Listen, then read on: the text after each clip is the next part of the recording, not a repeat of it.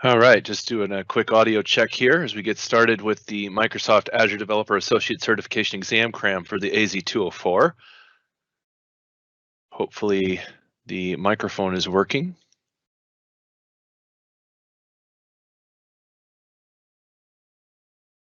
And just doing a final microphone check here. It looks like we're good. Hopefully that's going to translate into the video here. I just want to let you know that this is a streamed event. It is live at the time that I'm recording this, which is for me right now. For you, it might not be. But it is a 20-second to 30-second delay for attendees. So if you are in here and you need to ask a question, then just know that I'm not going to see it for a while because, I might be 20 or 30 seconds ahead of where you're asking the question at.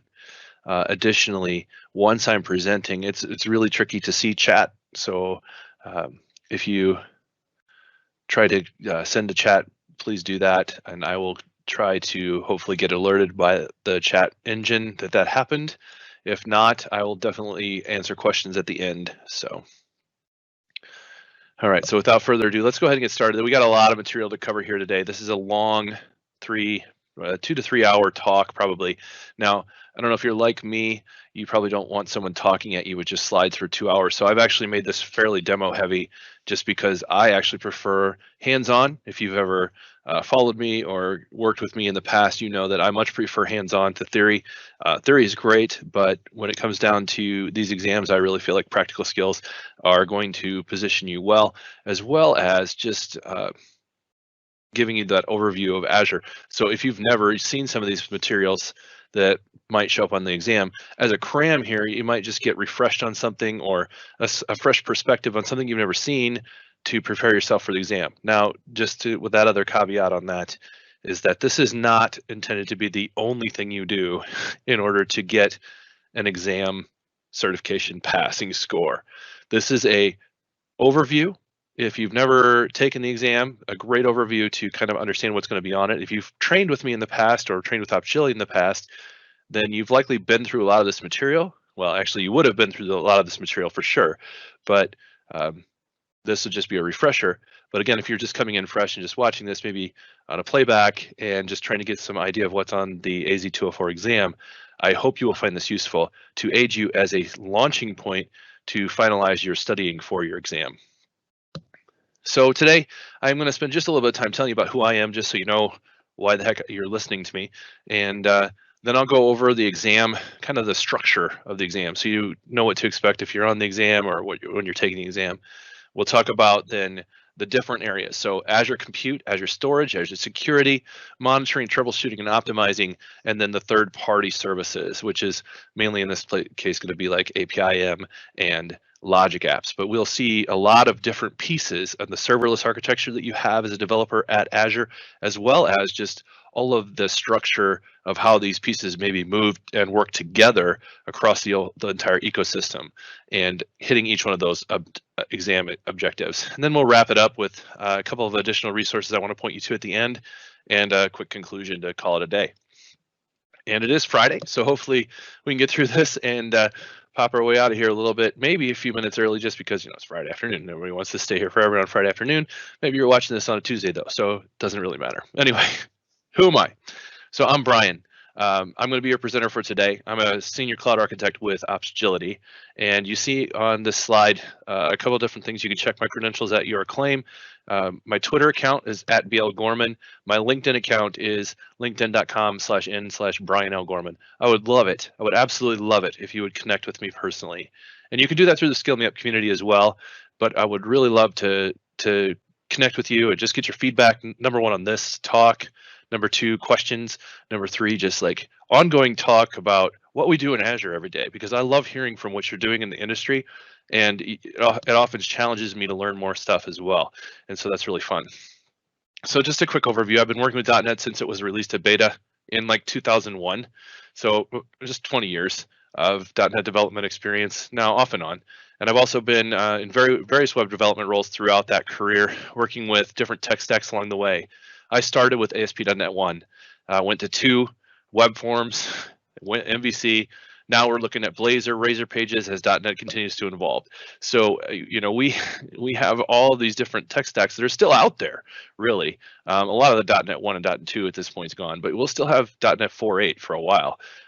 So maybe even the next 10 years. And we may even see web forms for 10 years, which is, yeah, that's the thing.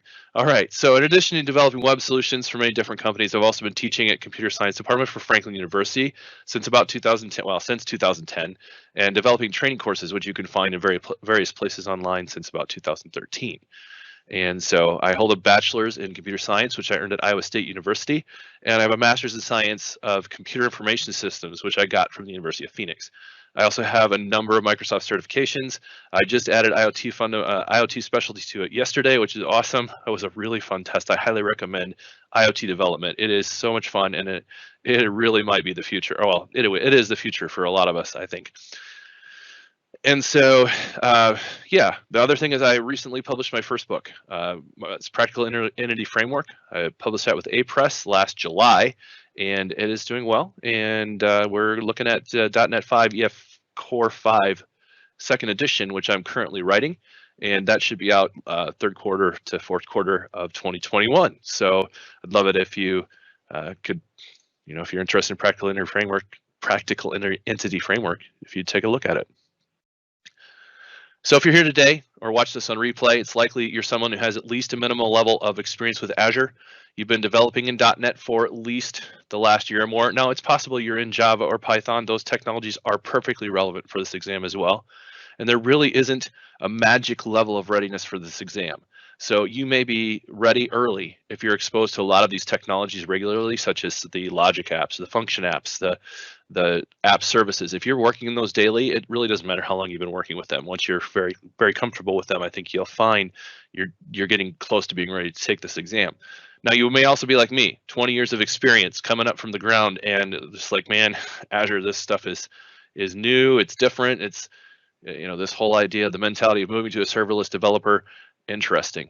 And so you might have a few things to learn yet before you're ready, but so if you've got 1 year or 20 years of experience, you should be ready to start looking at this exam at least. So one thing's for sure, anyone can take the exam and pass it if you have a good learning plan. So what I'd like to do in this talk is guide you on a whirlwind overview of the exam and expose you to each of the technologies along the way, whilst helping you to show you the ways to enhance your learning and find the resources that you need in addition to what we do today.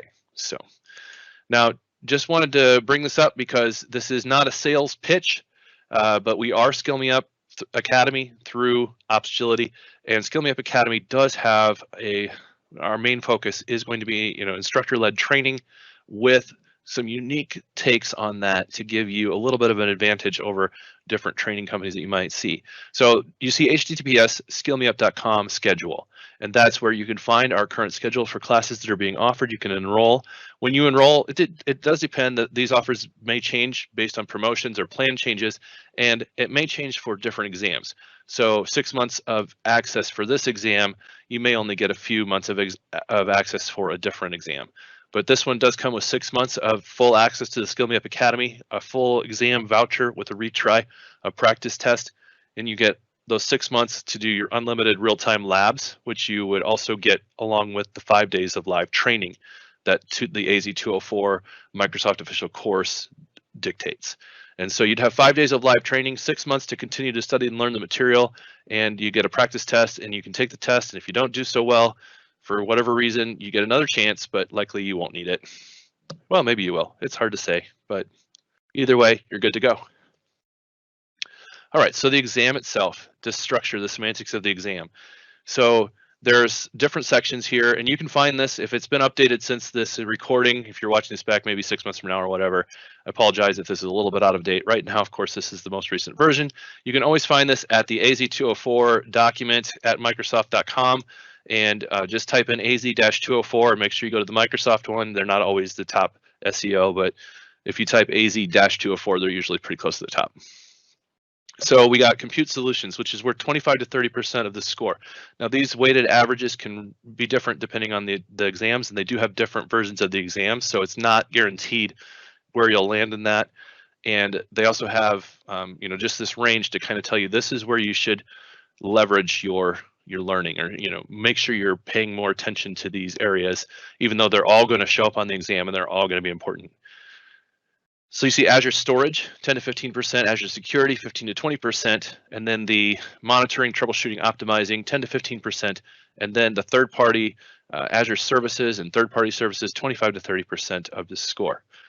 So in this exam, Cram, we'll discuss each of these sections and what technologies to study for each solution in the sections. And by the end of this session, you should have a better understanding on what to study and how to study it before you take the exam. So a couple of different hints here, and just note the weighting on each section and plan your strategy for studying around that. So if you're looking at this and if there's an area that you're weak in, that's also very prevalent. For example, security or compute, those, or the third-party services, all of those have a higher weight. Maybe one of those is your weakest area. Perhaps maybe plan to spend a little more time there to make sure you can bring that up. In general, it's a lot easier to move the needle if you broaden your knowledge rather than become an expert in one of the areas. And if you spend a lot of time becoming an expert in Azure storage, which you need to be, you won't do well in the other parts of the exam if you wasted, or not wasted, if you spent all your time on that Azure storage component, then that's only 10 to 15% of the score. So if you are good with storage, don't spend a lot of time there. Instead, simply review and prepare for the material and spend more of your time on an area where you have a greater need, such as the compute solutions or the third-party services. Overall, the exam is scheduled for 3 hours. You'll spend approximately 2 hours to 2.5 hours answering questions, depending on how fast you get through them. And you have about 30 minutes of review, feedback, reviewing your score. You can actually give feedbacks on every question if you want to. You can, take some time to review after you've answered questions, and some of them aren't reviewable. It just depends on what type of question it is. And so allot yourself at least 3 hours. Plus, if you're taking this, allot some time on the front end to get set up, get your room. If you're taking it virtually, especially, make sure you give yourself about 30 minutes before the start of your exam. Start getting logged in as soon as you can, because it takes about 15 minutes to take the pictures and get connected to a chat person. You just don't want to risk that they would, cancel your exam because you were still busy trying to get connected or take pictures of a room or something. The exam has about 40 to 60 questions. It doesn't, there's no guarantee what you're going to get. And so it's an approximate number. And so you just kind of have, that amount of time to do it. And you could have any different set of questions. So for example, you might have multiple choice. You might have select 2 or 3 correct answers. You may have a thing where you have to order a bunch of code in the solution correctly. So maybe these are the steps you perform in order to solve this problem. And then sometimes they have some questions where it's once only. So for example, you get presented with a solution and you have to answer the question yes or no, and you don't get to go back to it. And so I want to tell you a little bit of a funny story about myself. The first time I encountered that type of question was on the 7487 test. And so it was Azure Solutions for the MCSD a couple years ago. And I'd never seen a question like that in my life. And I didn't realize there were 6 questions, but the questions changed after the 3rd question. And so I answered the questions yes or no, and you can't go back. And then the 4th one, I read it and I'm like, that doesn't even make sense. And I said no. And then I realized that they had changed the question on that 4th one. And so I have no idea if I got the 4th one right or not. But I just want to warn you to make sure that if you get a question like that where it's yes or no, don't assume it's always the same question. Make sure you're rereading the question just to validate that it is still asking the same thing. It's kind of a little gotcha there. And so, yeah. Additionally, within the exams, you might see something like a business use case where they have a great big giant scenario with a bunch of different requirements and structures and things that they're being asked to do. These are going to really dive into your ability to apply not only processing requirements from the business, but also how to best do that within the solutions and the tools at Azure. So be prepared to not just answer yes or no or true false questions. Be prepared to think about, how would I implement these types of scenarios if I was given a business use case around something like storage or making a web app or perhaps monitoring a solution, whatever it might be, implementing security. I can't guarantee you any questions or any types of questions you'll see on the exam, but if you're ready for those questions. They won't throw you for a loop. All right. So without further ado, then let me double check to make sure if I have any questions at this point. I just want to check my chat here.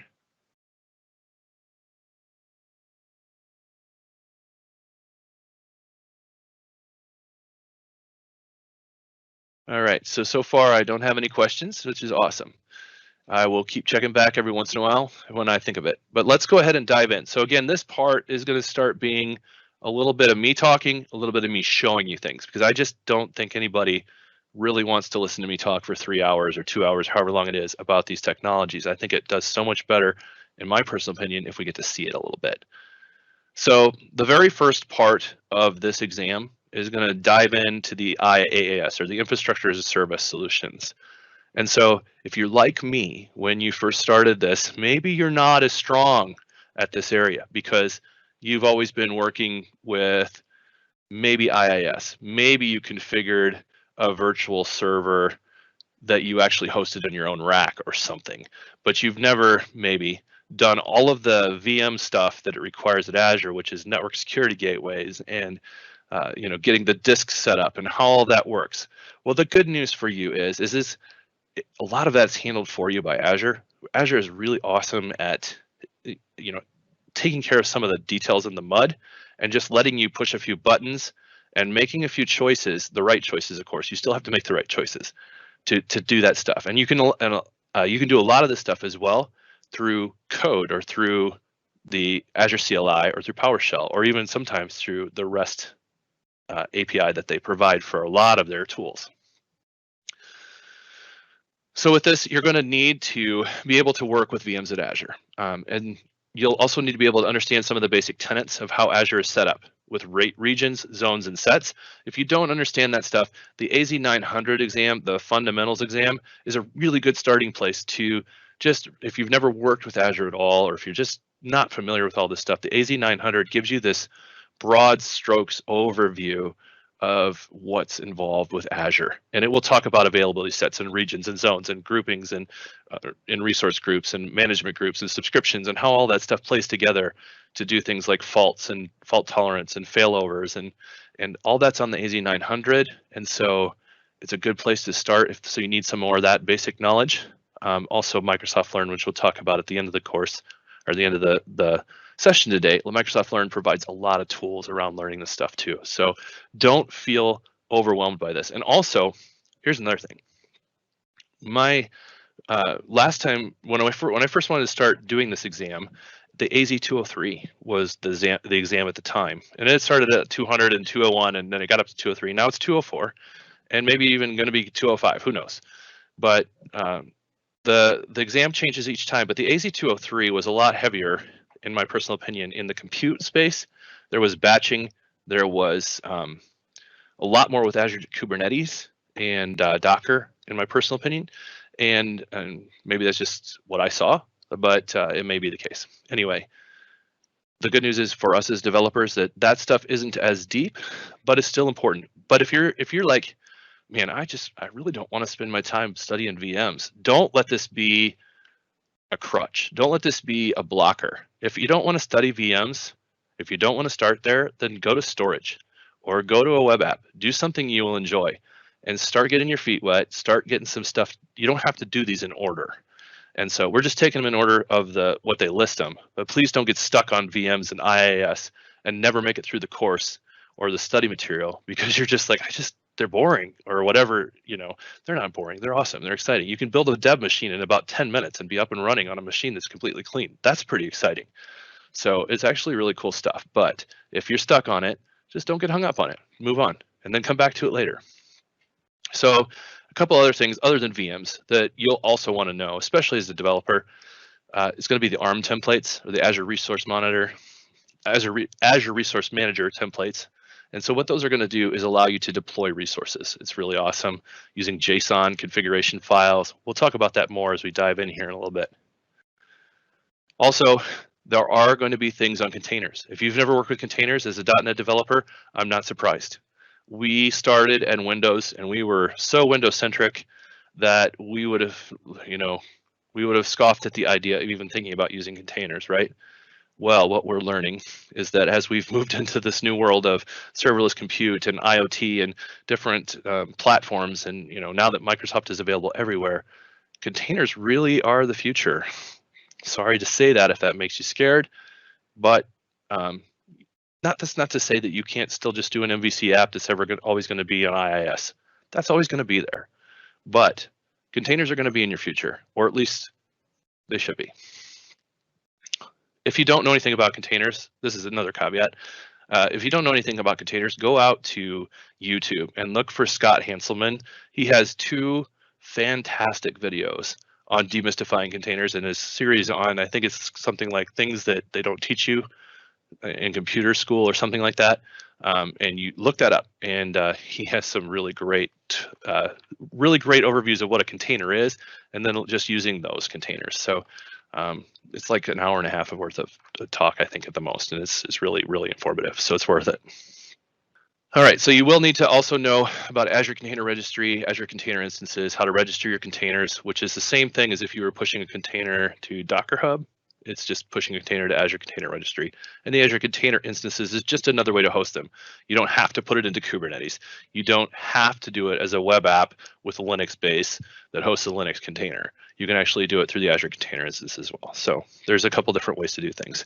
Now, the really good news for us that are non-container developers is that they have taken Azure Kubernetes out of scope for the AZ-204.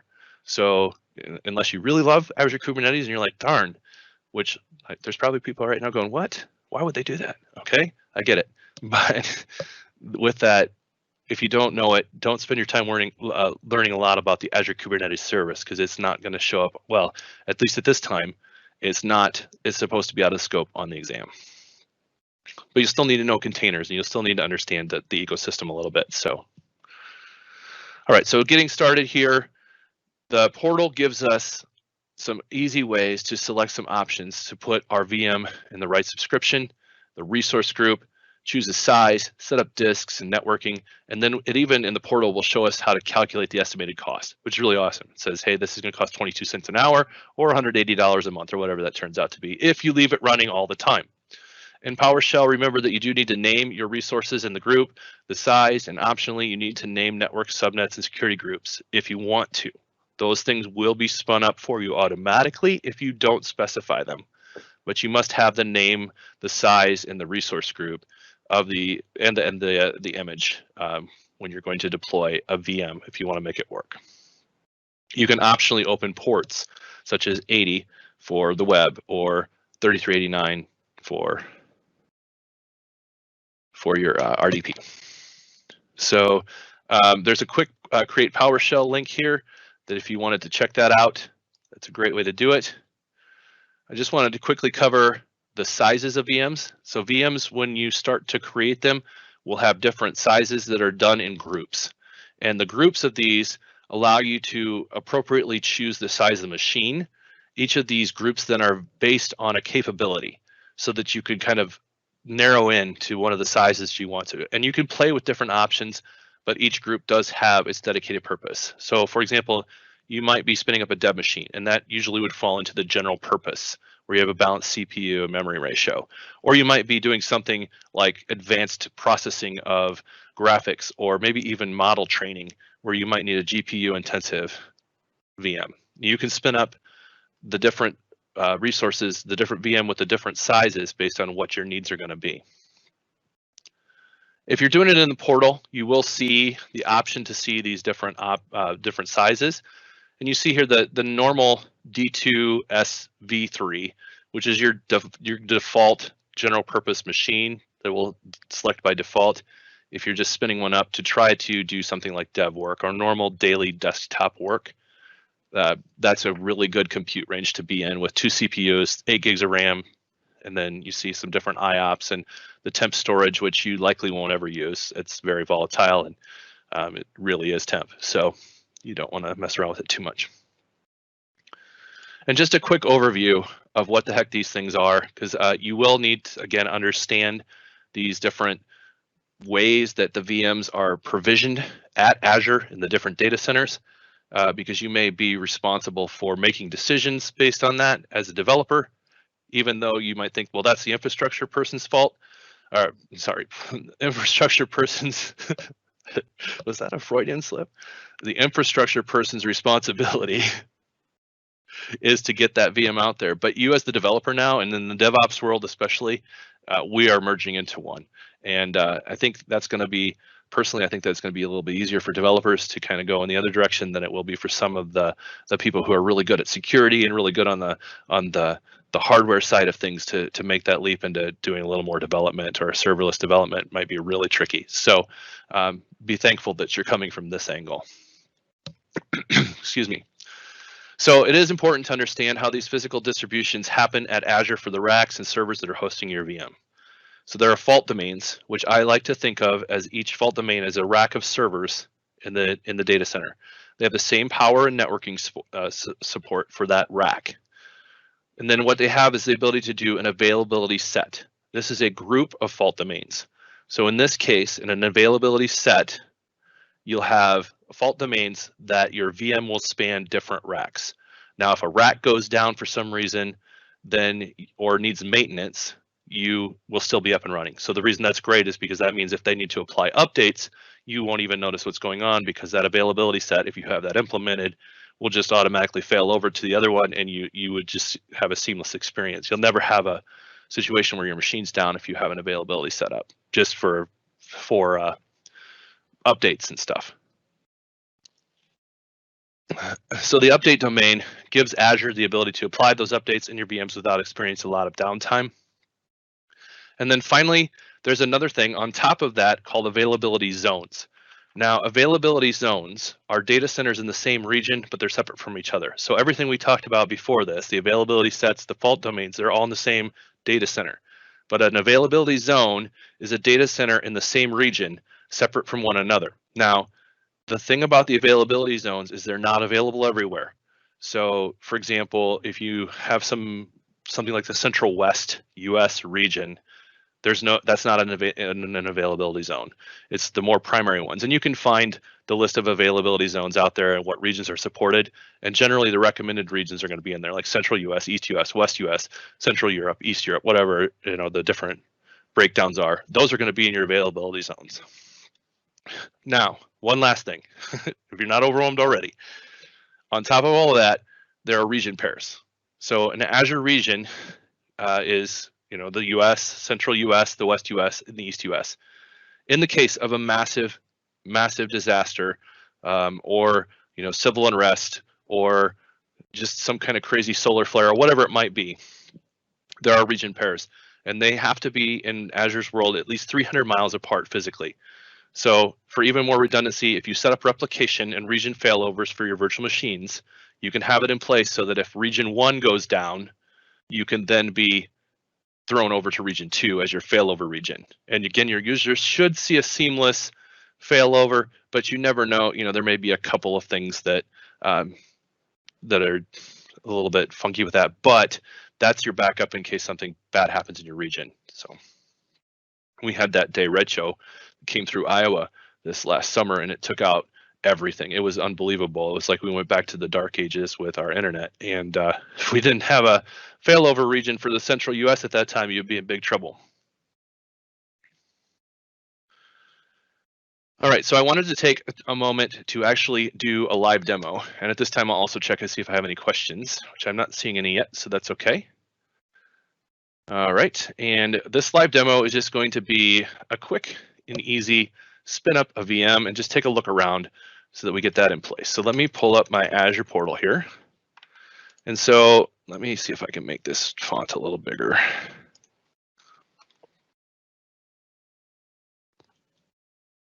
All right, so what I'm going to do is I'm just going to use Bash in the Azure CLI. So the Azure CLI, if you're not familiar, is up here, the Cloud Shell. You need to have a storage account to back it. Doesn't really cost you anything, just don't worry about that. But you do have to have something in place or it won't let you run this. But you can do so much through the terminal now at Azure, it's unbelievable.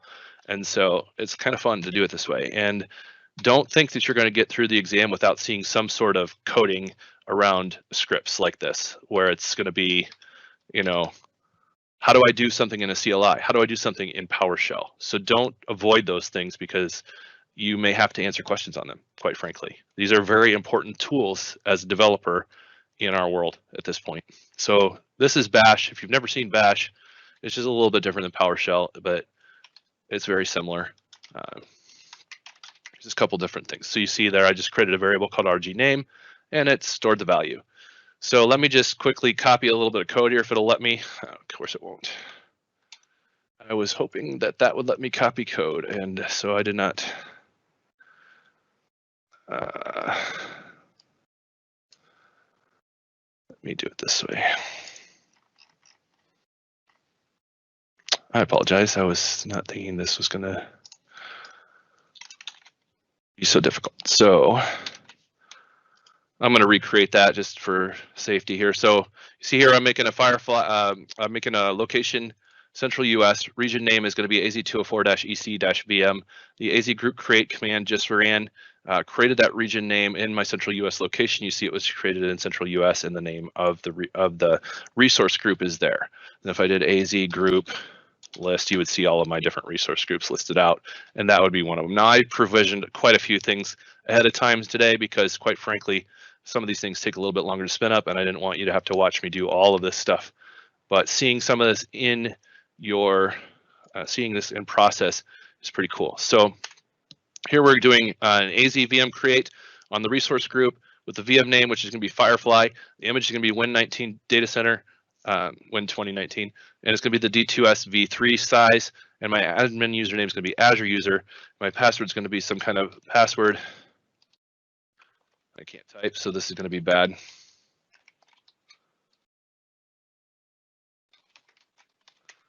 Yeah.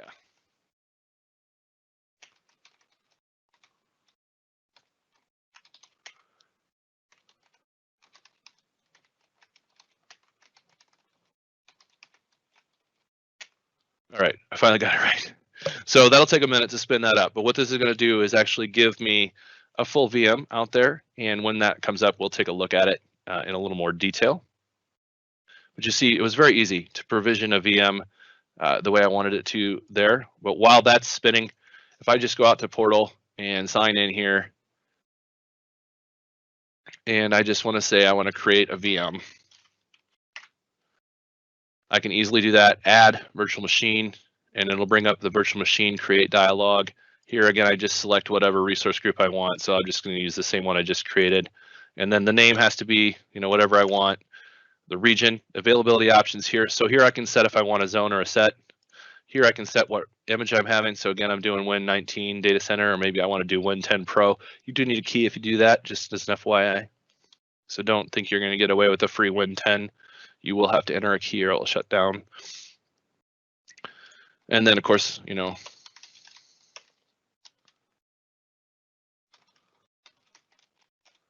the same name and password stuff. Here's where you can see, you can say I don't want any public inbound ports, or I want to allow, HTTP 80, HTTPS, SSH, and RDP. So those are the four that it lets you do out of the box. And you'll want to, be in command of these things. This is stuff every developer should know. So if you don't know this stuff, make sure you study it.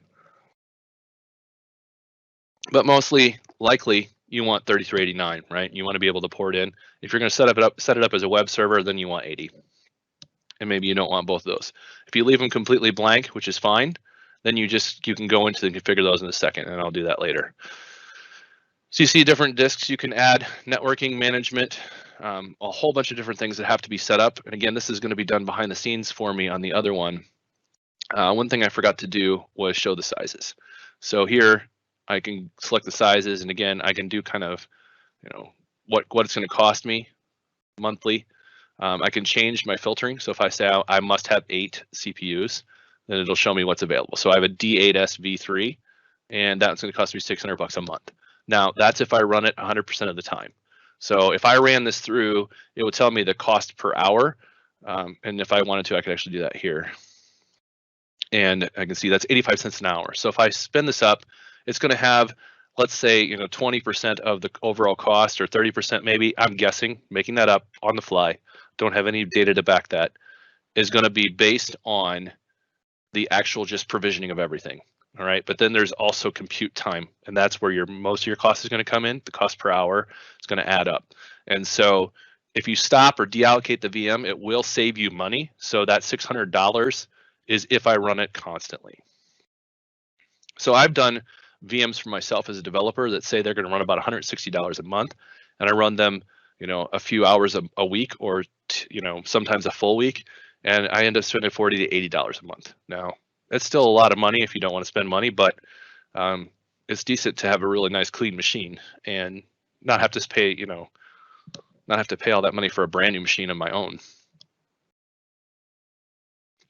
All right, so this thing should be done provisioning by now.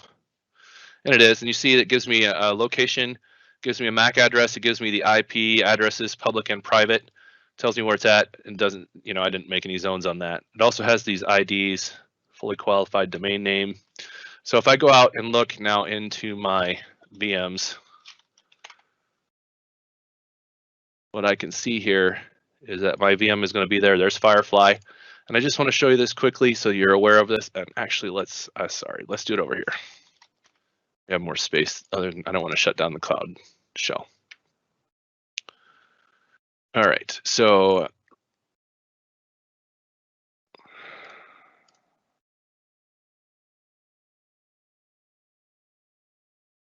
oh, this is the wrong VM. Sorry. I went to the classic view. Okay, there it is. All right, so just really quickly here on the networking, this is where I can set up my own port rules. So here you see I have RDP set up. If I decide I don't want that, I can go ahead and deny it. I can come out here and just deny it. So it's very easy to configure what you want to let in and out. You can do a specific IP. So perhaps only, the IP address, source IP address might be my address for my home or my office. And then the destination would be the specific port would be 3389, right? Because that's the port. Now, when you add these in, they do get a priority. The lower the priority, the higher they're processed. So if you want to open up, I don't care. If you want to open up, a few different ports and you want to deny them, you would do the ones you want to open first. So earlier than 1,000, and then 1,000, you would just deny everything else. That's probably the most important part. You can continue to look around in virtual machines to see what else you can do. Once you start them or stop them and deallocate them, if you say you want to stop it, you can actually reserve the public IP address. So you can keep that same IP. It does cost a little more if you do that, but it's nice if you want to have a constant connection. And again, that's just having that stopped would just keep you from costing money. All right, so that's pretty much it for that demo. Let me go ahead and get back into here. Still no questions, okay. All right. So the next thing I want to talk about is ARM templates. So ARM templates are JSON files. They basically let you declare what you want, and then Azure provisions it. You have the ability to set parameters and variables that you can use throughout the templates. Every single resource that you create at Azure can be exported as an ARM template. You can make nested and hierarchical ARM templates, and Microsoft has set it up so that if I have an ARM template, it will deploy in parallel as possible.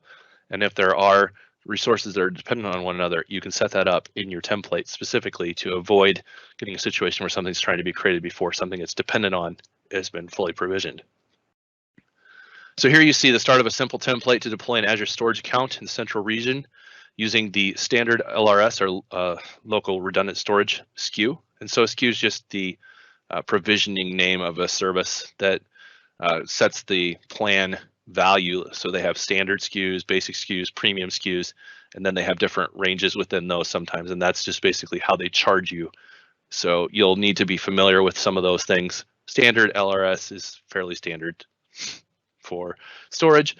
Here, creating that. So note here, importantly, parameters. Parameters allow me to have this storage count name here. So right now, the default value, if I don't specify anything when I run a group deployment, it would just set the storage account to the storage account name. And then if I do supply something else, it will replace that here. So It's really nice to be able to do that for repetitive installs. So in this case, we're definitely deploying the storage account.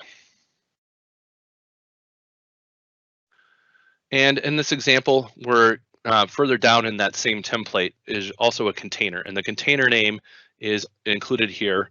But you see, most importantly here, the depends on. So before this container can be deployed, it's a blob service container.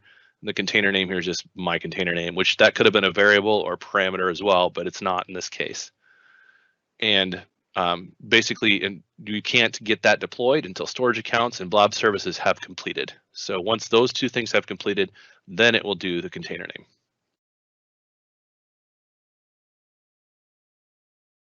So I just wanted to show you how easy it is to get the template from an existing resource. So here's my, this is the wrong one. So here's my Firefly. Did I close that one?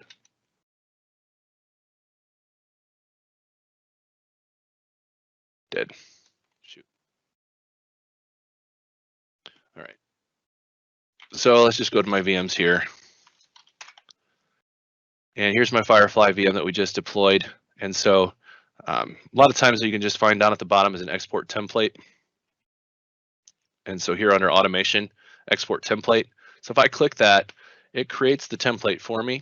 And you see here within that, I can download that. I can push a button to deploy it. And you see that I have the parameters here. So you see Firefly name, and you have Firefly disk and external ID. And you can add scripts if you want. But this template just goes ahead and sets up a virtual machine with that parameter for the name. And then here's the image reference for the data center. And you can see all the stuff is predefined. So declaratively, I've said I want a VM that looks exactly like this.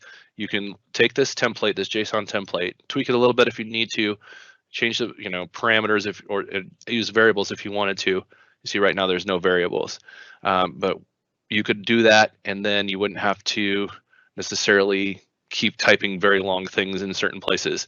But with that, you push a button or you run the Azure PowerShell or the Azure CLI to deploy that template, and you get another VM with whatever name you specify in this parameter.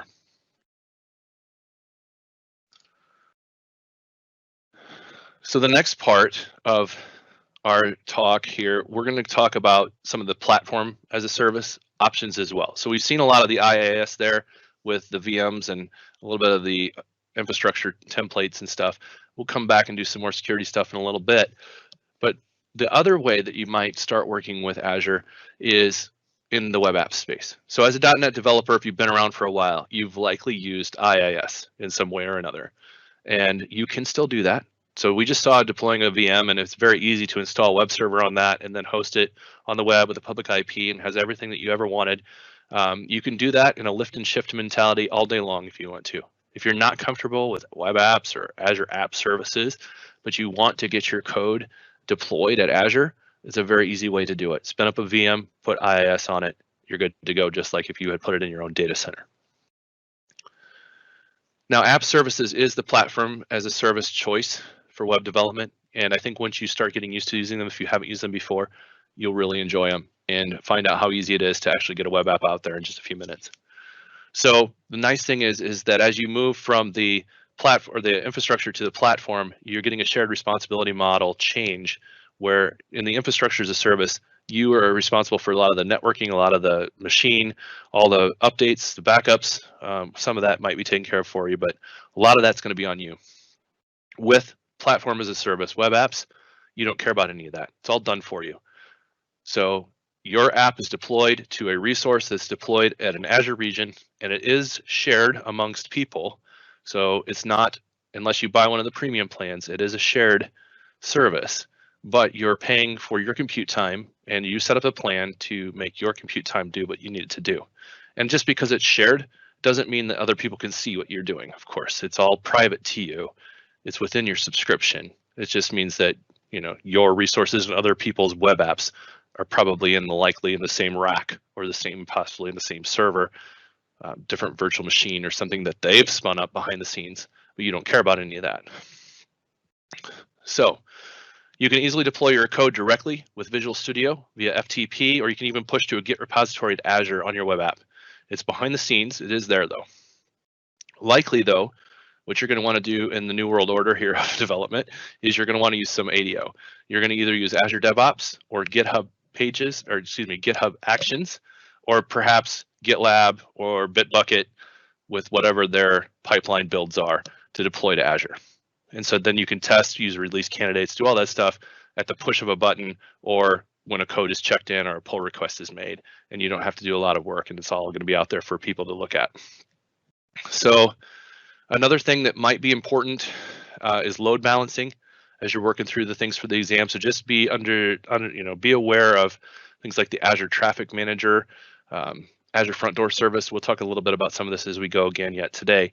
But those things are going to be important. Probably the most important part is going to be the difference between layer 4 and layer 7 load balancers and how they actually balance the load at Azure. And so what it comes down to is basically the layer 4 is going to be your network information, such as ports and protocols. It doesn't actually care about where you're routing things. And where layer 7 is it's going to actually review your HTTP requests. It's going to use all that to make decisions based on the content of each message. So instead of just forwarding traffic on, you're going to get the ability to inspect the traffic and route it differently based on what the traffic is asking for.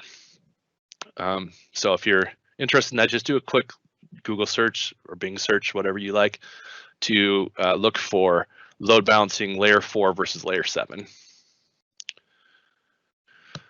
So when you're working with the app service plans, you need to be aware of compute power and the various plan options. They range from free all the way up to premium, and each tells you an approximate cost per month once deployed.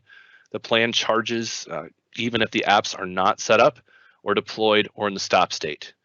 So where the VM doesn't charge you as much if you have it shut down and deallocated, once you spin up an app service plan, that's your plan. And it's going to cost, even if you never deploy anything to it, or if you stop your web app, even if you're not running your web app, once the app service plan is built, you're still paying for it.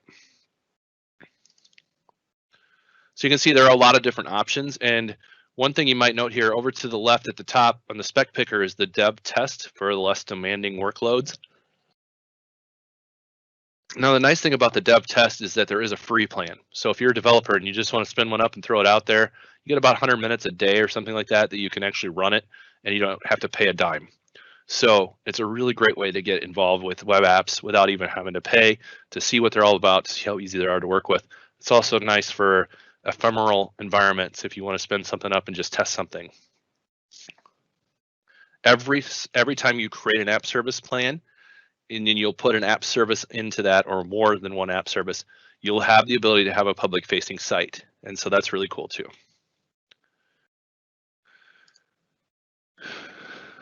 So what I'd like to do now is quickly spin up a plan, because these take a minute, and then we'll talk a little bit more, and we'll be able to see some of this in action as we go.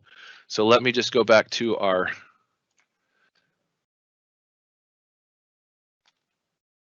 CLI here, and I'm just going to put this in. So here I'm going to create AZ-204 exam cram web app, location central US, and so that's going to create a new group. And so something completely went wrong there, as it always does when you're doing live code. All right.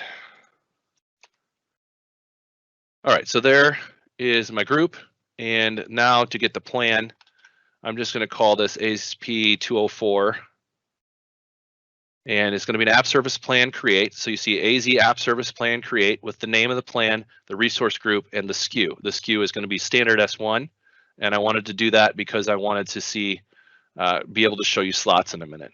So that actually looks like it's completed already, which is a little bit faster than I thought it would be, so that's good.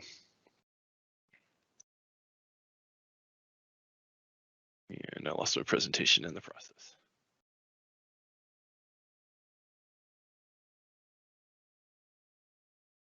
All right, so that was the standard S1 plan that we just spun up, which is going to give us some slot options as well. So when we create a plan, all that is the housing, basically, like that. Well, this is like the virtual machine, right? We still don't have the app deployed. So in order to get the app deployed, we need an app service. Each one of these is an instance of an app, and you can put more than one in the same app service plan, but just know that if you do that, you're sharing resources. So at that point, you're limiting what each one's going to get for its compute power based on a shared version of what we just deployed. Also, each slot has its own link so that you can get to it if we have app service slots. So in the S1 plan, we have slots and we have the ability to deploy to a testing or a staging slot as well. You can scale up or you can scale out with these app services. So what does that mean? So there's the scaling plans are going to either be scaling up, where you're going to go from one plan to another. So maybe I was on the free plan, I want to scale up and get more compute power, I go to the standard plan, or I'm on the standard and maybe I want to go to the standard 2 or the standard premium or the premium plan or whatever. You can scale up to do that. You can also scale out. So maybe in my deployment, I have one plan, but I scale out to more app services, or I have 2 plans and 3 plans and 4 plans. They're all at the same tier, S1 or whatever it is, but then I'm scaling out instead of up. So I'm not adding more compute power, I'm adding more instances. So it's the same thing as if I was on a VM. Scaling up means that I want to go from one size VM to a bigger size VM to get more power. Whereas scaling out means I go from one VM to 2 VMs to 3 VMs to 4 VMs that are all configured the same. So just kind of know the difference between scaling up and scaling out. So when you go take the exam, you should have a pretty good command of what app service plans there are, the free, the standard, the premium, and kind of how they are used and when you want to use each one. You want to also know what you can host in an app service. So obviously web apps. You can also do containers, you can do static sites, you can host APIs, and you also want to know some of the features that are available. And by that I mean slots and the app configuration and things like that that you can do in an app service. And we'll see that here in a minute. You want to know how to deploy an app service plan, an app service web app with PowerShell or the CLI. And you can do a lot of, Microsoft documentation is awesome. It has a lot of the different things available for you. All right, so we should already have our web app done. And so what I'd like to do is get this one here. And so we should already have our web app, but what I'd like to do is create an app service inside the app service plan.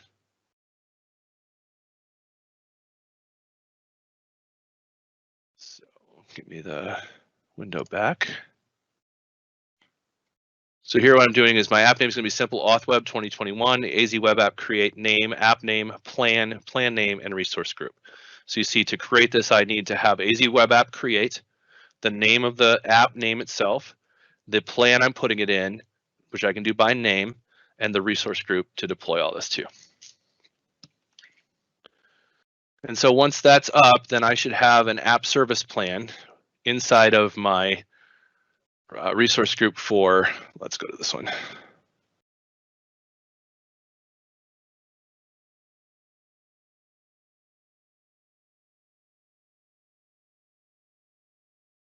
I don't see my resource group for app services.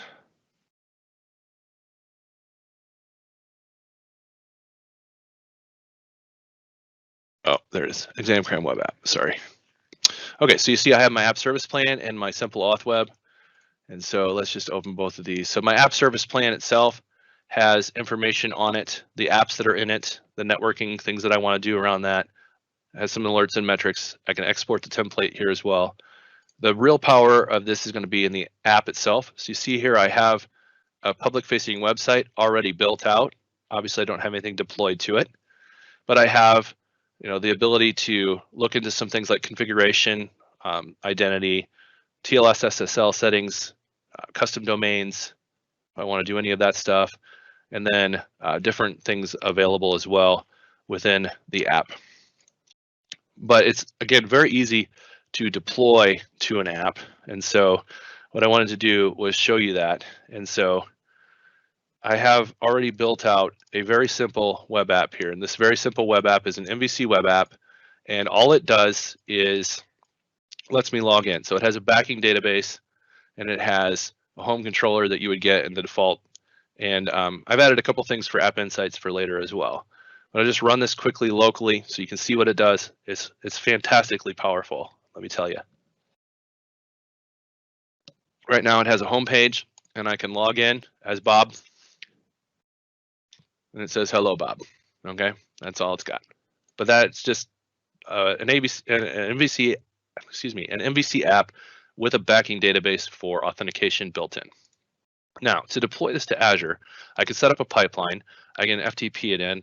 I can use the backing GitHub or the backing Git repository at Azure, or I can just use my credentials from within my build menu here. So I'm just going to do publish simple auth web, to Azure. And I will select the app service windows, but you see if it was Linux, I could do that. I could also do a container here, publish to Azure Container Registry, to a virtual machine. So all kinds of different options there. And so I need to switch to a different account here.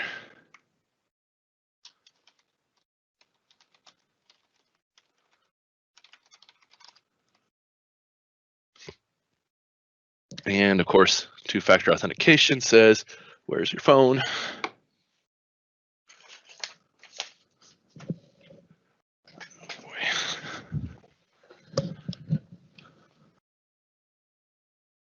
Somehow I'm missing my phone.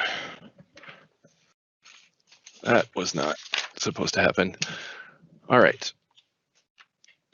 Well, I'm not going to be able to do this without my phone. So I need to ask your forgiveness. So I need to run get that quick in order to do that. So give me 1 minute.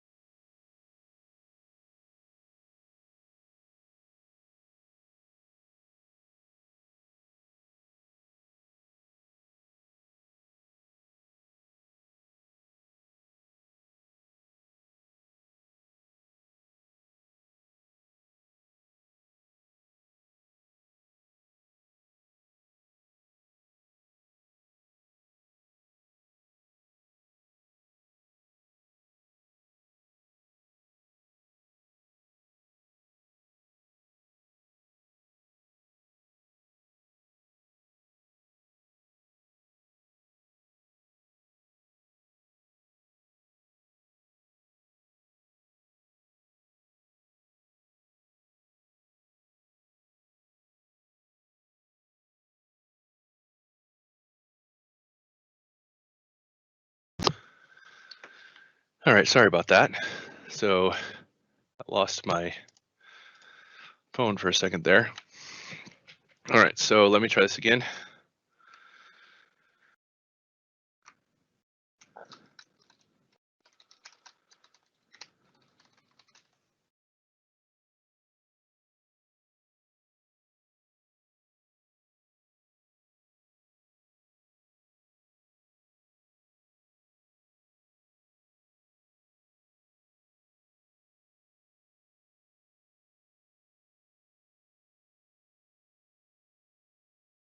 All right, so we're in. And now it needs to flip here a couple things. Oh, fantastic.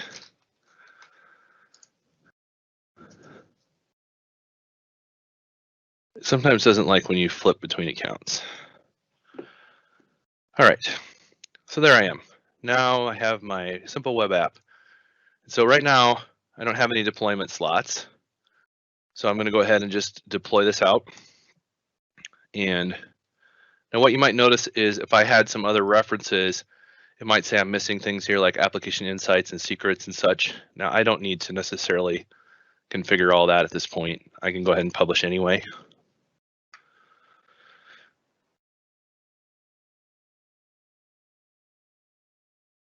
Okay, so I set this up as a .NET 5, and of course the plan's a .NET 3.1.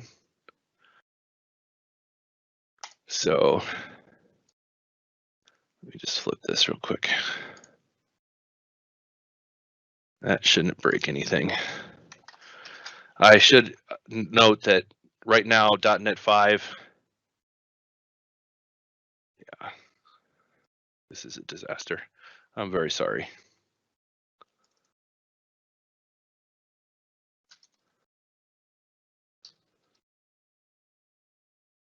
All right, so the good news is this is not a very advanced app. So let's do this.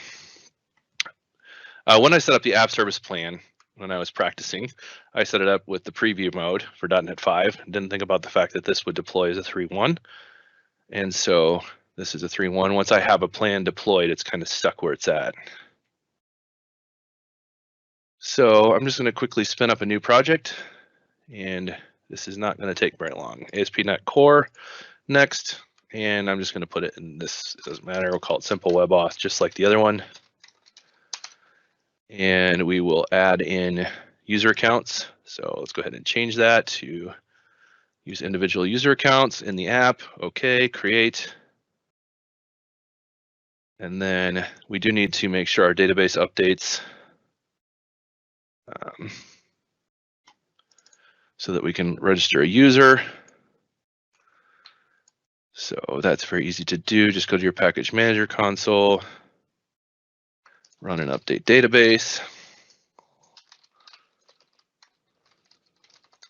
If you don't do this and you try to register an account, when you run it the first time, it'll tell you to run the migrations and you have to refresh the page. You might maybe seen that in the past. If not, most of the time you're probably working on solutions that are much more advanced than this anyway. But let's just double check, make sure it's going to do a registration, expecting a database.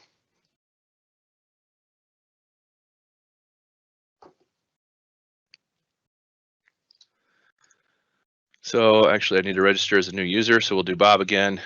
And there's Bob getting registered. Confirm, log in, Bob. Okay, Bob's good. All right, so now I can say, let's publish this one. Push it to Azure. Now you see this 3.1 had a little bit of different options here. Azure Docker Container Registry folder, FTP, so a couple different things you can import. And then of course you have the Azure App Service. That's what I'm doing here. And it's gonna luckily have the same one selected. So now let's go ahead and publish this out there. And again, it's gonna tell me I'm missing things. The database mainly, whoop-de-doo, it still works.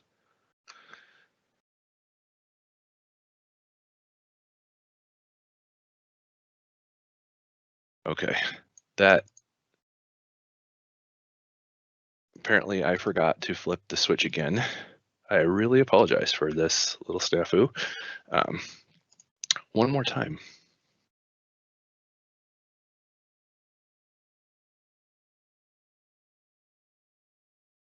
This is the joys of doing live development, especially when you tested and everything was working earlier and you're like, wait a minute. So it really doesn't matter what we call it. I'm gonna call it Simple Auth Web 2 because this is actually 3, but whatever. All right, individual user accounts, ASP.NET Core 3.1. Don't forget that this time. All right, you get to see me mess up a couple times and learn a couple things along the way, maybe about where all that stuff is if you've never seen this. Likely if you've never seen this though, you're probably studying a little more before you go to the exam cram. All right. One last time. Let's do the update database here.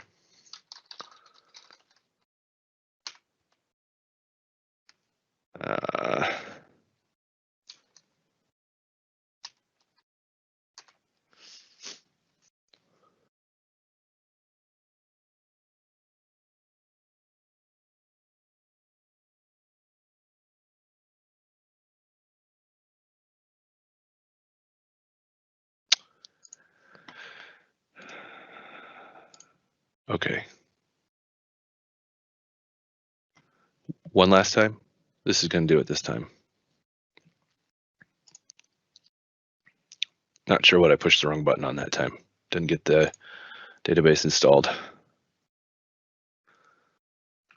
I'm going to leave this simple auth web just because. Call it simple auth web 4 because, you know, different versions and created a massive mess. Okay, change individual user accounts in account .NET Core 3.1 individual user accounts web app create.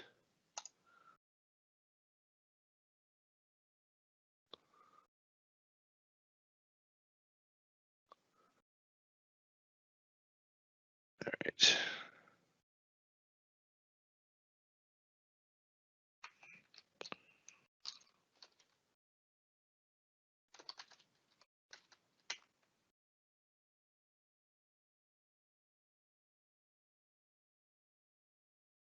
Luckily, my local database name is different every time, so I didn't have to have any conflicts that way.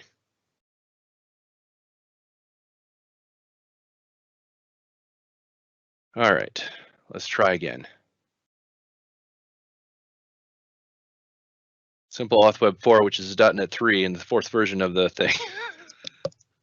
This is almost seeming like a normal workplace. I'm just kidding. All right, so let's get it out there at the simple auth web. All right, once again, it's going to tell me that I'm missing some services. I don't care at this point. I'm going to go ahead and publish it.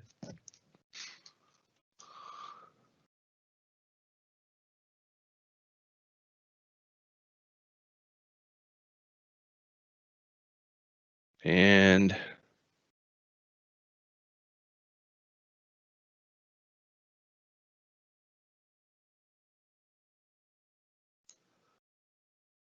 all right, there we go. So now we have it. Now we don't have a database. So while that's spinning up, we need to create a database. So let me just go get a database started here. I wanted to show you this anyway and give you a chance to see how easy it is to spin up a SQL database. So I'm just going to go ahead and create a SQL database, and in my SQL Server namespace here, the database name is just going to be simple auth web DB, and the server has to be created. So I'm going to go ahead and create this as simple auth web DB, and the admin login simple auth admin. Can't put admin in there. Simple auth user.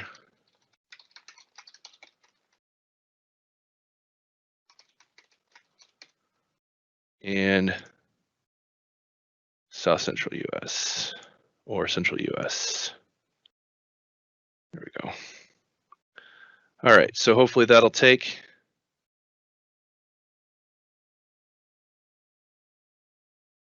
I'm not going to use the elastic pool, and then I want to choose sizes. So this is where you choose the size of your database, and database costs are going to be the same no matter what you do with them, unless you know go over throughput or something. But so basically, I'm going to go all the way back to the basic plan here, the 2 GB plan, which is $5 a month. So good test database, $5 a month. Networking, I can make it public if I want. One other thing is, so it's not there, it's not on networking. Additional settings, if I want, I can add in the Defender, which is I think $15 a month. I can change things here. I can use existing data if I wanted to put some sample data out there, and just go ahead and create this database. Okay, so back to our website. So we were able to make our website. It's out there, but if I try to register at this point, obviously I don't have any connection available. So if I say bob@bob.com,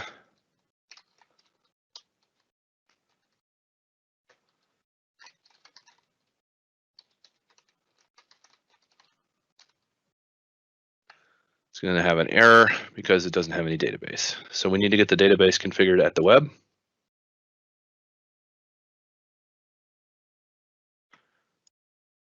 So we have to wait for this to deploy to do that. All right. So we'll come back to that in a second anyway, as there's some stuff that we want to see with that. So another way that you can do platform as a service is going to be your Azure functions. So in addition to your web apps, you might do serverless solutions where you're having Azure functions. These are the go-to serverless solution for an ability to quickly deploy logic to the cloud. It's written in any of the popular languages. When you go to take the test and when you write Azure functions, you need to know the difference between what a trigger is, what an input binding is, what an output binding is, basically a binding and the direction. So a trigger is how the function is called for execution. Examples would be webhooks or HTTP endpoints or a recurrence timer trigger. Functions can be anonymous. They can require keys in order to be triggered. Additional examples might be an event trigger from the event grid. Bindings is a way to declare that you want to connect to another resource, such as Azure Storage or Azure Cosmos DB. Input bindings are bindings on the input to the function, while output bindings are generally something that's leveraged in the output for the function. For example, you might have a function that runs on a recurrence trigger that has an input binding of storage and an output binding of Cosmos. And in that case, when triggered on the timer, the function reads from a storage account, maybe does some stuff with what it's finding in the storage account, manipulates that information, and then creates and writes a document to Cosmos DB. You can have as many input and output bindings as you need, and you can even create your own custom if you need to. The new thing, it's not so new anymore, but when functions were first defined, they were supposed to be stateless. They were supposed to be simple one-off work units that you didn't use for more than 5 minutes. And basically that was it. They were short-lived and very easy to spin up and spin down. By default, that's still the case. Now, in some instances though, in the newfangled serverless world, you're going to want to have durable functions and durable entities and durable orchestrators. And the reason you want to do this is because you can now do stateful programming around your Azure functions, which is really cool. Very complex, but once you get it down, if this is a pattern you want to use, quite powerful. The thing is that these durable functions and orchestrators do persist across time. You have to manually clear them if you want things to expire for the most part. So there's durable or stateful entities. This might be something that you're going to use with a unique identity and an internal state. And so what this might do is an object that perhaps is modeling an object that stores user preferences or shopping cart items or a list of documents that can be downloaded by the user based on some permissions or whatever it might be. Within a durable orchestrator, durable entity, you can call to other services, wait for a response, and you can communicate via the message queues. You will be signaled or called in a durable entity by the durable orchestration client. There's also a number of application patterns that you'll have to learn and be aware of. And if you're using durable entities and durable functions, they're very powerful. The patterns are chaining, fanning, asynchronous or synchronous monitoring, human interaction, and aggregator. So if you go out to the web and you want to create a function app, you basically just say create function app and you choose, again, the plan type. So here you see consumption, premium, or app service plan. So most likely you're going to use consumption for the most part. These are plans that are going to cost nothing to build, a few pennies on the dollar for a little bit of storage. And then as you consume them, you'll pay more. So I wanted to do a function app. And again, you can do all this in the portal, and it's actually quite easy to do in the portal, but because of the way that you may have to see some of this on the exam, I thought it would be really good to keep doing things through the portal, through the CLI. All right, so our database is done too, so that's good. So now we have our database up and ready to go when we need it. All right.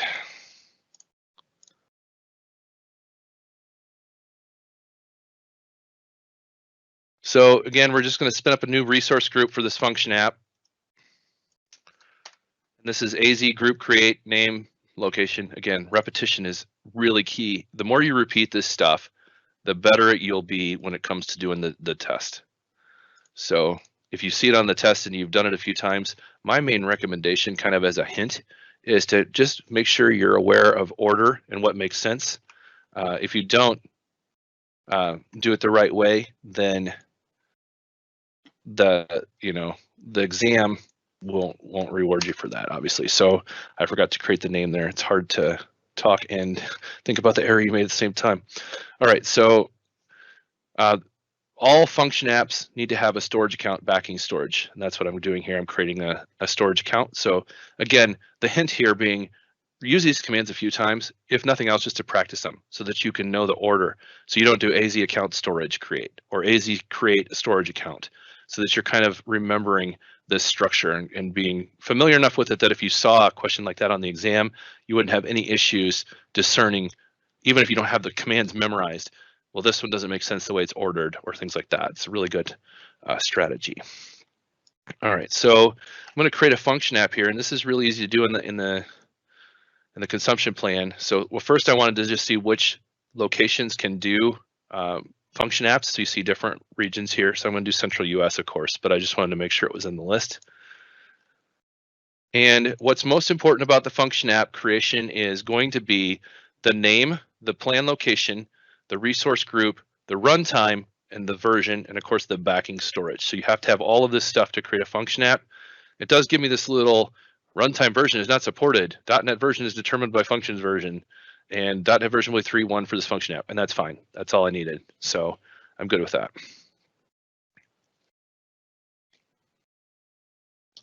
All right, so it's going to take a minute for that to spin up. While that's spinning up, I just want to point out, if you do buy into the AZ-204 exam, if you take the training with us, you get the 5 days of training, but also you get a bunch of labs. So you can see here a number of real-time labs that you'll have 6 months of access to, available to run on your at your convenience, working with VMs, working with the Azure CLI, deploying a VM scale set, authoring ARM templates, Azure container instances, containers on Windows, web apps, getting started with web apps. And so these are just some of the labs that we offer. These are specific to this course. We have many more labs, obviously, and we'll see more labs even for our course here as we continue, for the AZ-204 test that are appropriate for this plan as we go.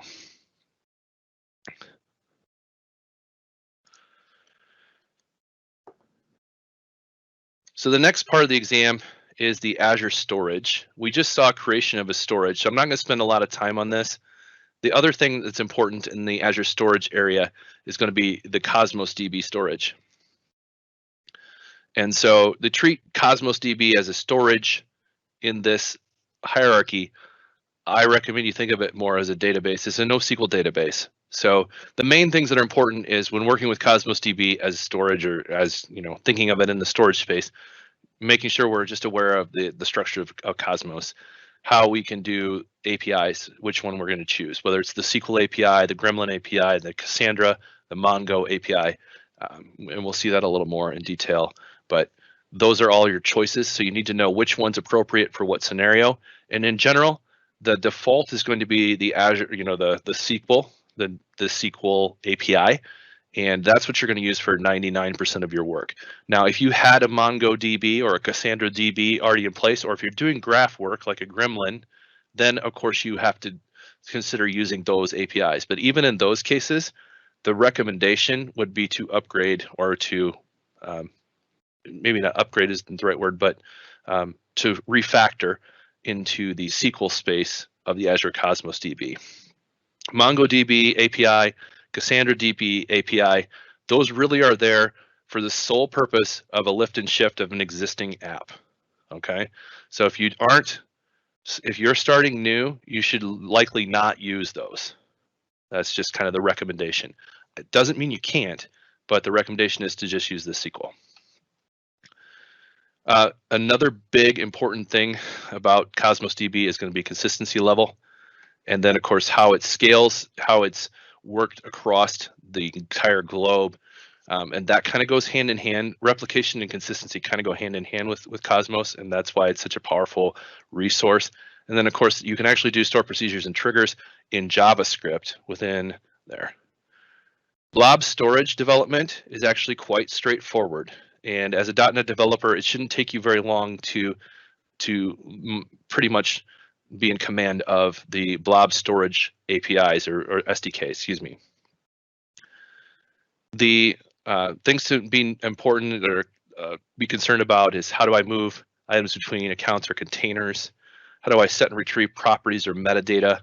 How do I interact with that data using the SDK? And always remember the hierarchy. And we'll talk about that in just a little bit more, but it's basically account, container, blob, okay?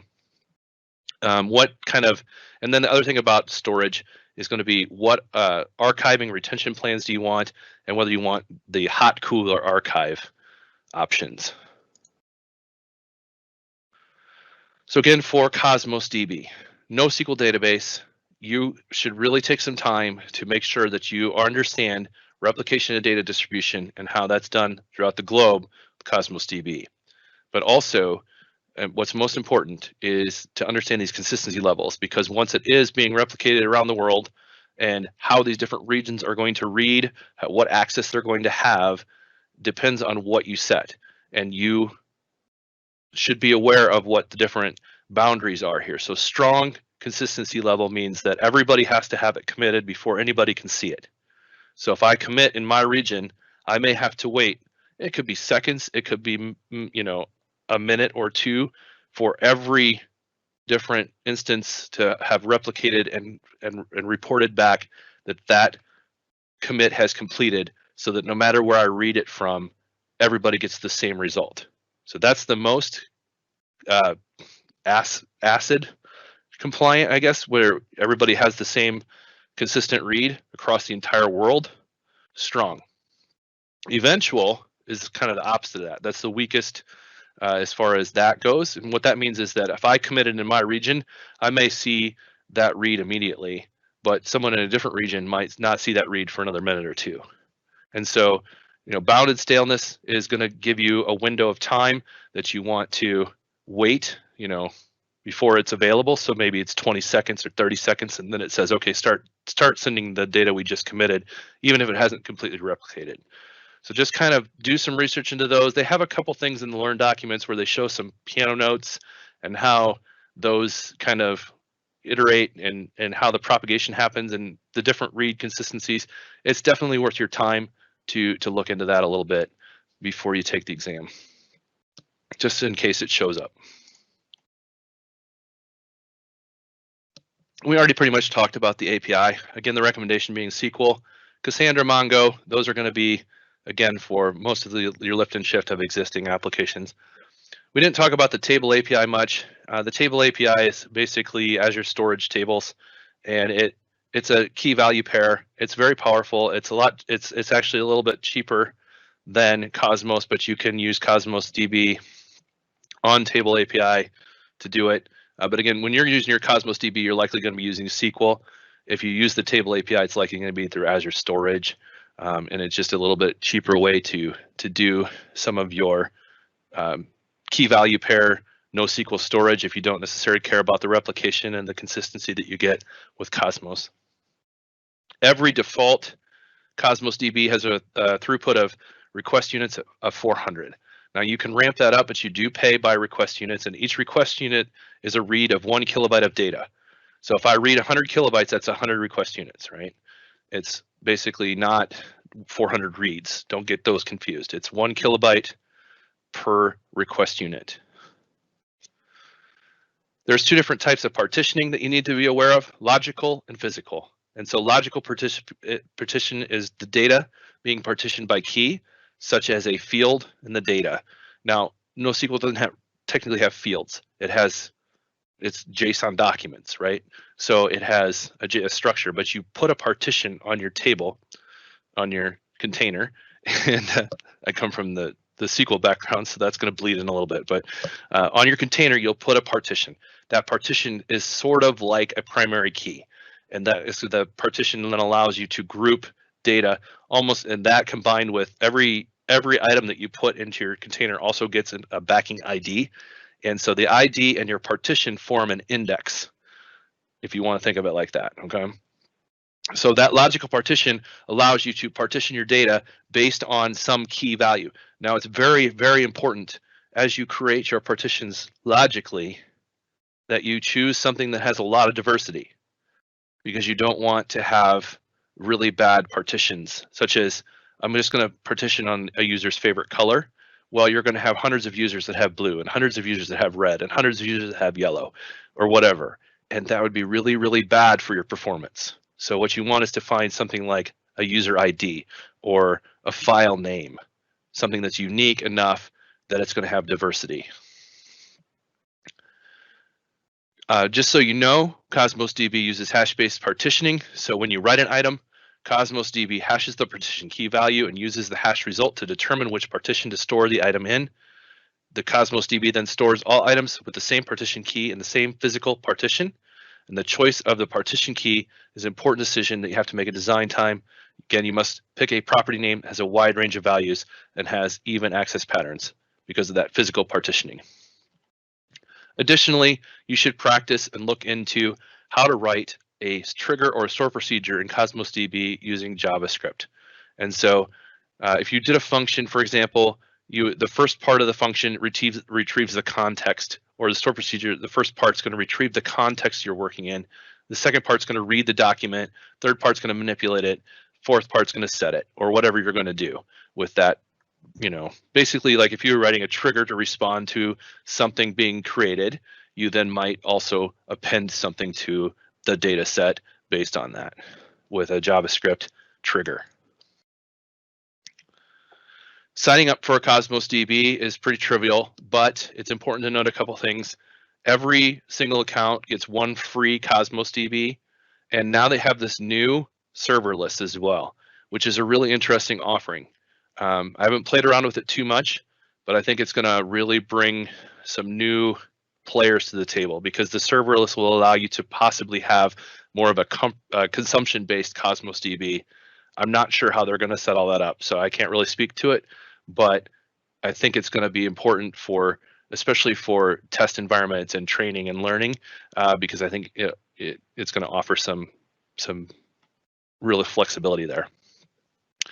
You see, you can also determine whether you want geo-redundancy, multi-region writes, availability zones. With the free one I'd set up earlier, basically it's all just kind of the lowest level with the cheapest throughput as possible. All right, so I did set up a Cosmos DB earlier. I wanted to just take a quick look at it. And so let's go. I finally got an error on that the portal when I was creating Bob's account. It said I don't have a database, so I can't work. So we'll fix that in a little bit. But okay, so here's my Cosmos DB I created earlier. I've actually got a logic app writing to it, so you'll see in the data explorer here a couple pieces of data already. But every Cosmos account has to be unique, and the reason it has to be unique is most resources that have to be unique at Azure have a public-facing URI. So as soon as I create this one, you can't have that same name. So that's why they're unique. And that also gives access to it via webhooks and such. So other ways to get in based on that URL. So you see here, I already have a container that I created called feedback records in a database called customer feedback. I can create a new container. I can do it in the same database that already exists, customer feedback, or I can create a new database. You can have multiple databases within the same Cosmos account. So let's just call this one simple demo. We're not going to use it. You see the 400 request units as by default. You see that it cost me about 3 cents an hour, 77 cents daily, 23.60 monthly. Now, I've already spun up a free one.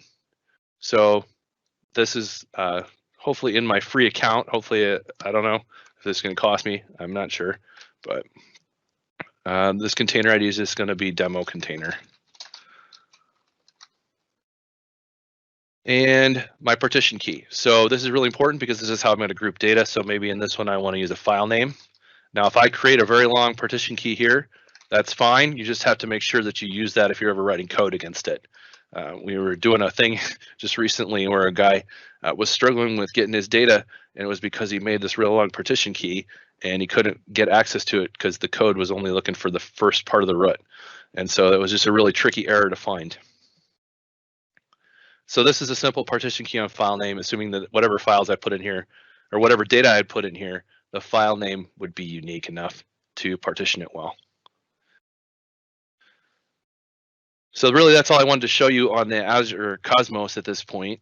And so I'm going to talk about developing for blob storage, but I'm not going to go into any demos on it just for time's sake, and also just because it is, again, something that's fairly straightforward. We have plenty of labs on it, and there's Microsoft Learn materials on it as well.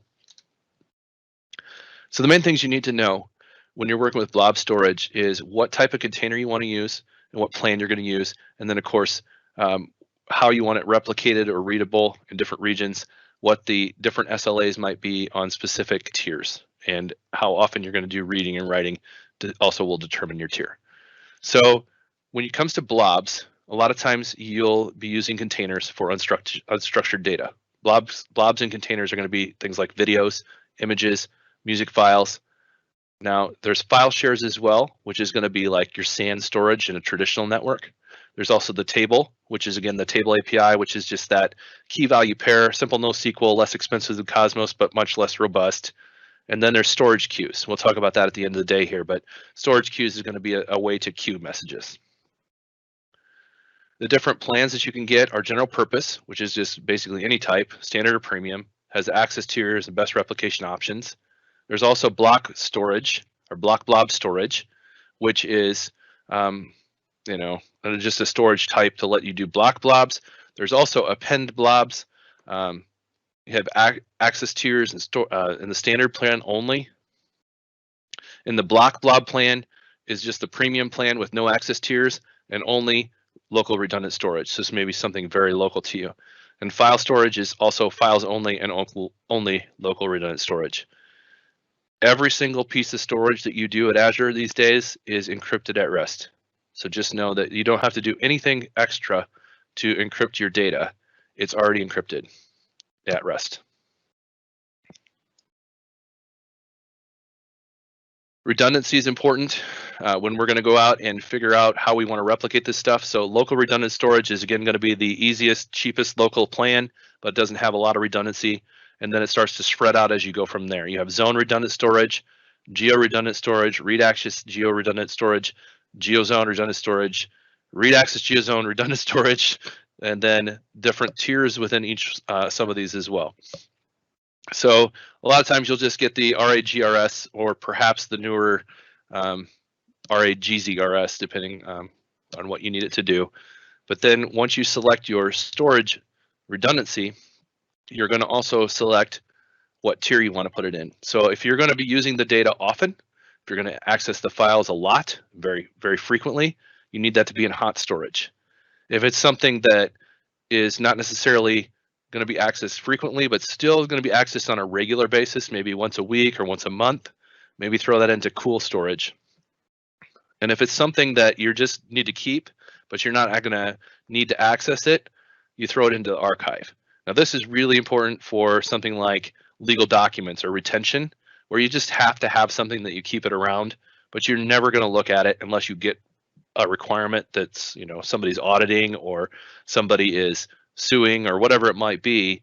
And so just know when it goes into the archive, the fastest that you can guarantee the retention being restored is 24 hours. Now, it may come up faster than that, but that's the minimum that you should tell your customers using that, or the law enforcement people subpoenaing you or whatever's going on. Hopefully that's not happening, but that you have to have a leeway of at least 24 hours to retrieve that data just to be safe, because it may take that long to come back up and from archive into cool or hot. There are generally storage life cycles where things move from hot to cool and then cool to archive, or maybe hot to archive or cool to archive. Or sometimes you might go from hot to cool and then back to hot, but it just depends on your life cycle. So you're going to be responsible for managing that as you build out your solutions. So again, when you code for storage, remember the hierarchy. The most important thing is that you need an account, so you get a client. So your blob service client uses the connection string on your storage account. Once you have that, you need a container. That container is just going to be a name. And so the names of containers, the names of storage accounts generally have to be all lowercase, and I think they have to be like 24 characters or less. So that container name there may be a little bit too long, I'm not sure. I just ripped this out of the documentation. So again, then once you have the client, you can then get a blob off of that container. So here we have our container client, which is off of our container. And we're creating that container client to then get the blob service client to get that blob. So this one's creating the container.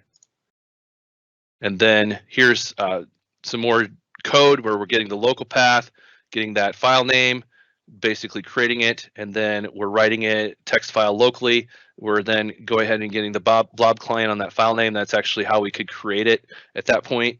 And then we're saying uploading to storage, and then use that file stream, basically just write that blob file out there using the blob client. So it really isn't rocket science. It's connect to the account, create a container, create a blob, write it out there. And it's kind of the same way, create a container or get a container, read the blob if you want to read the data. So just a quick hitter knowledge check on this. So just remember, understand the types of storage and when would you use each type. We didn't really talk about this, but there's a shared access signature token.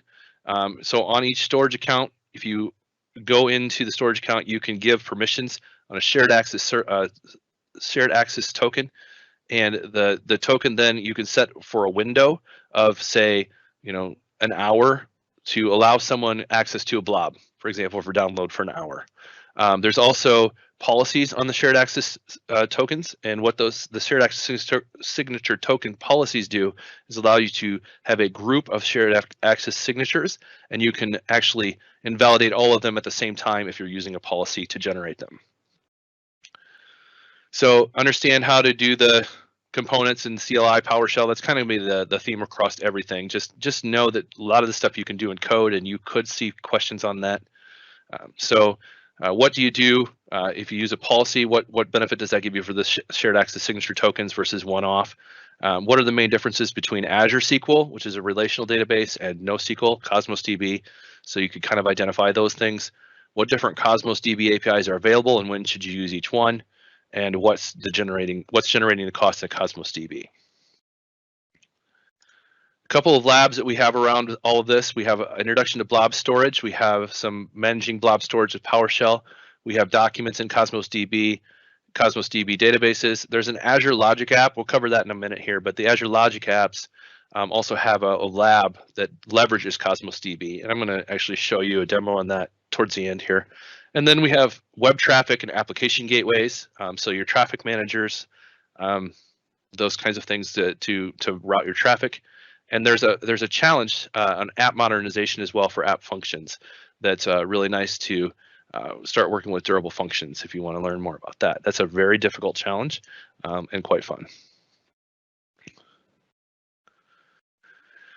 All right, so we need to spend a little bit of time talking about security. Now, security in Azure is going to be done a lot through the Active Directory and through identities. And you probably have hit some of this already. Just kind of, we'll hit a kind of a whirlwind tour of it a little bit and see a couple things in action. But what it comes down to, you need to be in command of a few things. Role-based access control in Azure Active Directory, managed identities, service principals, shared access tokens, OAuth authentication, the Microsoft graph, and registering applications that you create. You should also be aware of various places to store secrets, such as the app service configuration, Azure app configuration, and Key Vault. And we're going to see all of that in just a few minutes. And you should understand how and when to use each one. So the Azure Active Directory allows you to have roles such as the global administrator, editors, writers, users, readers, and then you have your subscription roles as well. You might have a you might have a contributor account on your subscription, for example. But the Azure Active Directory allows you to create roles and put identities into those roles and then assign those to resources. So we're going to see in a second here how we can register an app and how that might be used to allow permissions in the future as well, but also how we could do things through OAuth 2 authentication on top of an app. And then within the role-based itself, you have your security principal, which, for example, a really good place where this comes into play is anytime you want a service to communicate on your behalf and or to another service. So for example, my pipelines from Azure DevOps would request a security principal to connect to my account and deploy as a web app.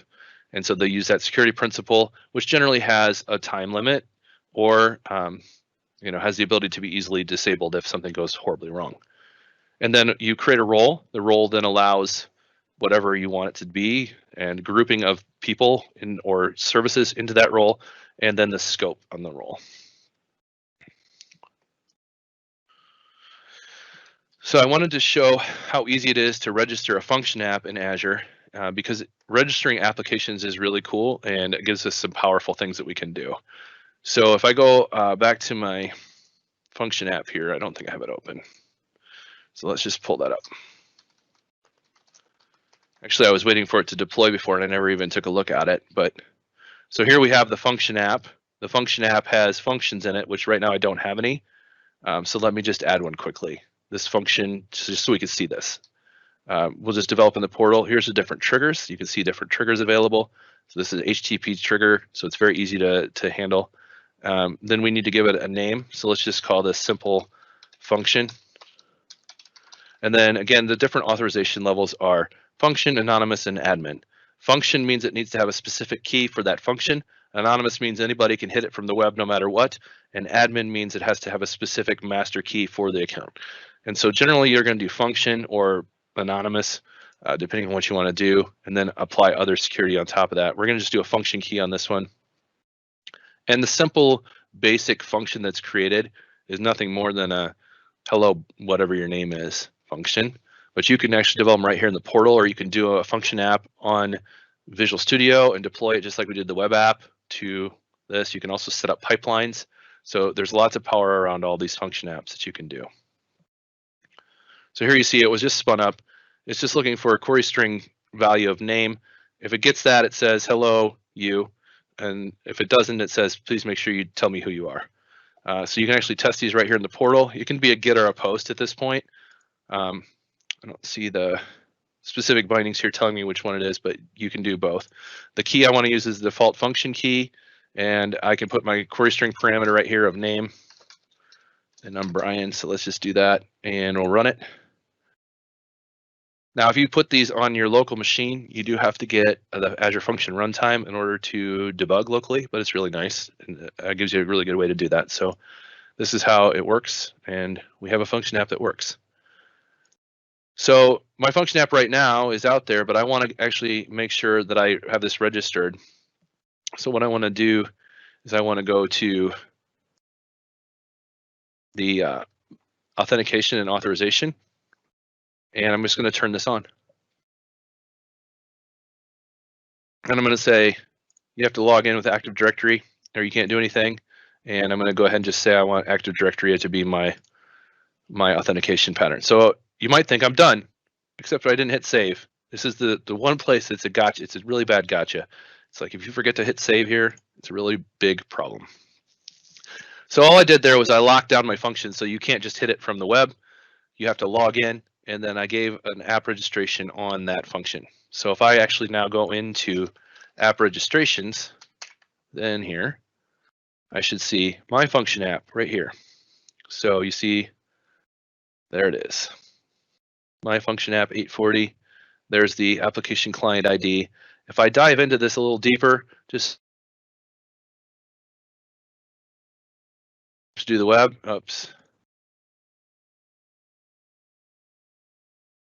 That was this one deleted. Oh, it's current. I just created.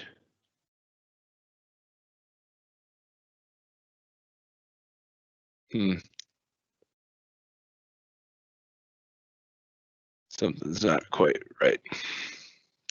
All right, so anyway, ordinarily if you hit this, you would see your endpoints, and you can hit that. What's most or your redirect URI, excuse me.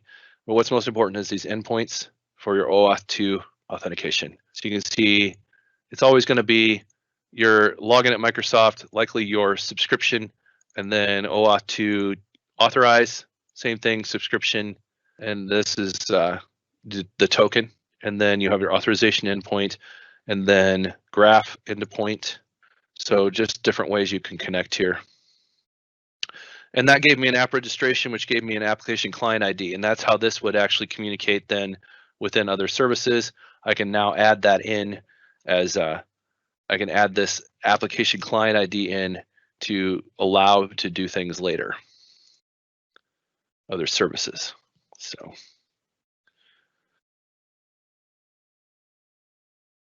All right. So the next part I wanted to show is Key Vault. And Key Vault's going to give us the chance to actually go ahead and store some secrets. And this is the go-to place to store secrets, where you can do certificates, keys, or certificates, keys, secrets, or certificates. And you can set different policies on each one of those. So you might only give get permissions on a secret and nothing on keys and certificates to lock things down. You can also have roles based around who's using these key vaults. So you might allow an application to read, and you might allow one administrator to be able to actually see the values. And all of your developers and all of your other team members don't have any access to the actual values, so they can't ever see it, but they can still use it through the applications they need to. It's a really great way to make sure you don't have bad players within your organization. You do have to trust somebody, obviously, to run the thing, but you'll also do your key rotations through the key vault. And so I wanted to just show you as well. The first time I ran this earlier, I didn't have the key vault registered on my application, on my subscription. And registrations are very important in order to use things, and sometimes things are disabled by default and you have to manually enable them. Sometimes you get them by default. So let's do a quick demo where we spin up an Azure Key Vault here.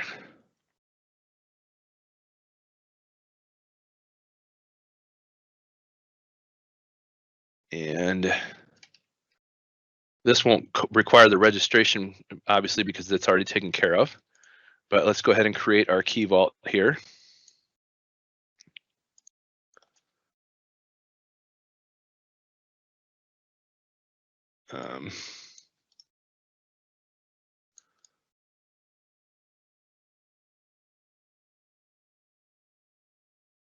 That's neat.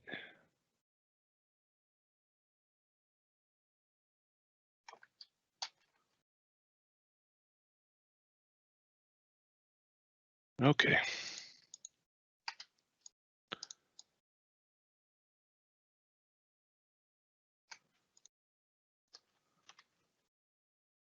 Not sure why that won't let me copy.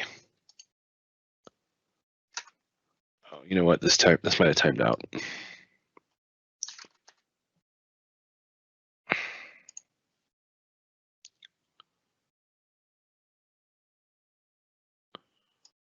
All right, cool.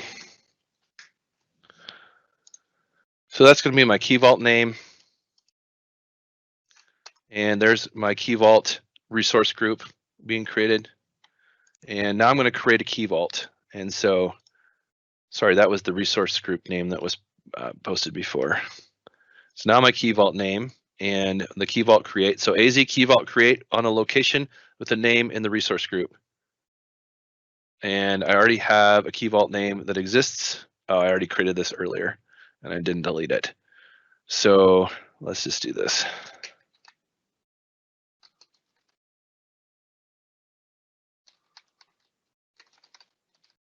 Every time I type vault, it's a volute.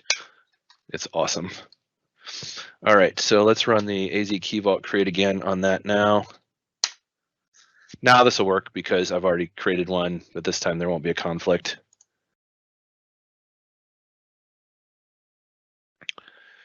And so just really easy. It's very easy to create secrets and add them through the Azure CLI. Just need that to finish up here.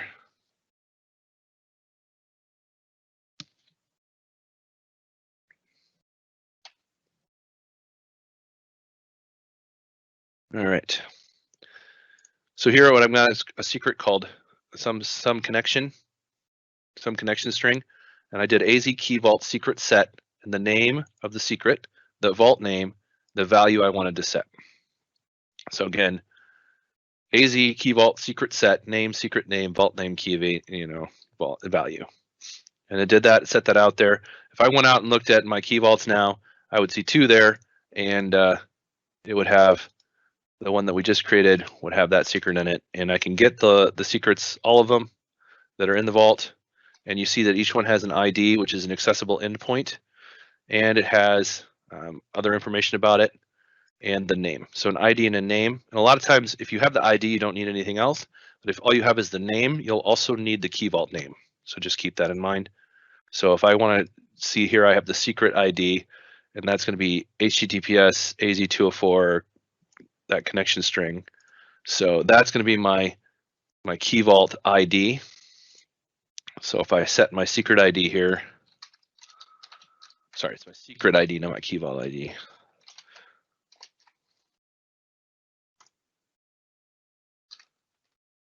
And just to make sure I got that in there right. And it did. So now what I'm going to do is I'm going to get the secret by ID. Again, with the ID, I don't need any other information. It tells me, and there's the value of it. So it does print out the value here because I have rights. I believe if I didn't have rights, it would obfuscate that. And then finally, I want to show you that you can also get it with the secret. That didn't copy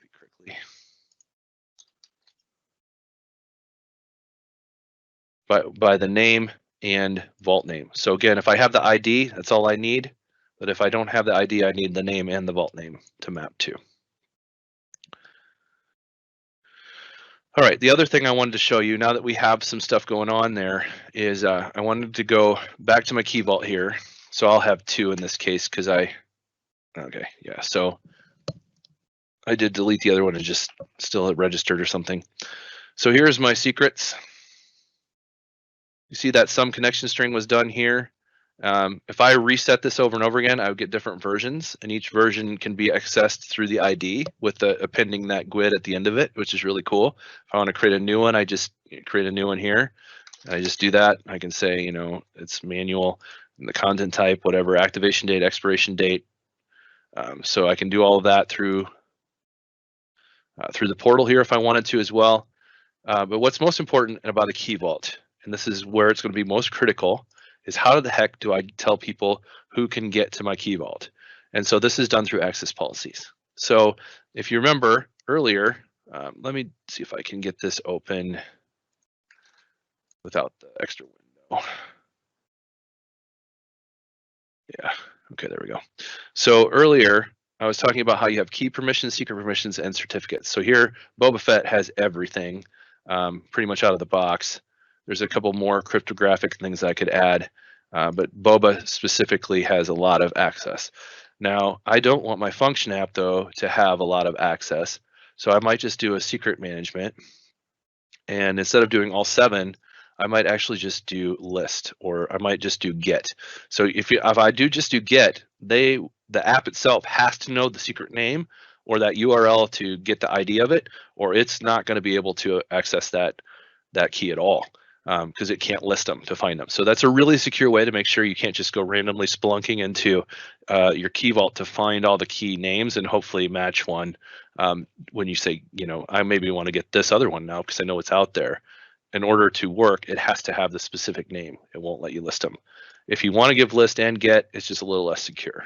You can also do just set, or maybe just a backup rule, whatever you need to do. So in this case, we'll just say that this function app is just going to be able to get keys. And so then I'm not going to do any certificates or any keys. It's just going to get secrets, excuse me. Now I select the principal. So I created that principal ID on my function app before. And unfortunately, I wasn't smart enough when I was over here before to actually make a note of what I got. So let me just really quickly grab that ID from my app registrations.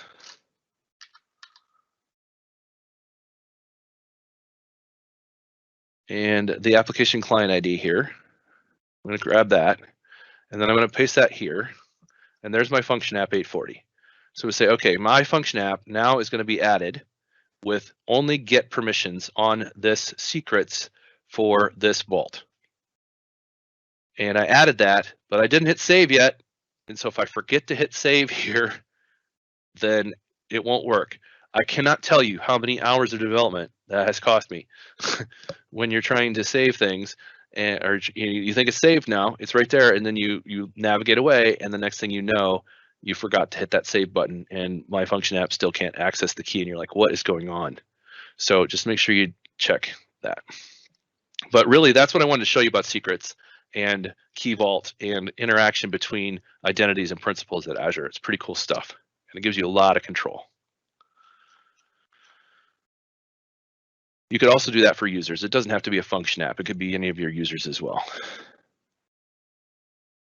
So another thing about security is the Azure App Config. And so you have your app settings as a developer in your web app. You also have the configuration settings, which we're going to see in a second on our application, but also you can use the Azure App Config. And the Azure App Config gives you the ability to be able to set up your Azure keys in an app configuration, just like if you had a web config, but it further obfuscates that from the developers. All they need is the connection string to the app config, or potentially just let your application at Azure connect through the identities, and the next thing you know, you can again obfuscate some of these configuration values from your developers, which is really nice. As key value pairs to map secrets, you can use the colon-based syntax to map your keys as well. So you might have like storage account colon connection, storage account colon container, and then have values for each one of those. And so you can do that. You can get it from code. It's great for storing information. It can be used by multiple applications, not just one. Doesn't get lost if an app service gets torn down. So it's a really nice way to do that. And so what I wanted to do was just show you that quick. I'm just going to. We have different labs that are available: identity management, PowerShell for Azure Active Directory, user group management, and then we have the Azure Challenge for application security, which allows you to do a lot of stuff with APIM, function apps, and security around all of those communications, which is really fun and cool and again challenging. And the secrets from Key Vault in a pipeline, if you want to set up a pipeline and use secrets in the Key Vault in Azure DevOps, and then of course just the basic introduction to Azure Key Vault. All right. Sorry, I thought I heard a ding or something, so I just checking to see if I had any messages or questions. I don't see any, so. All right, so I need to step into the portal here for a second and show you a couple things. And this is where we're going to go back and fix a few things with our web app as well.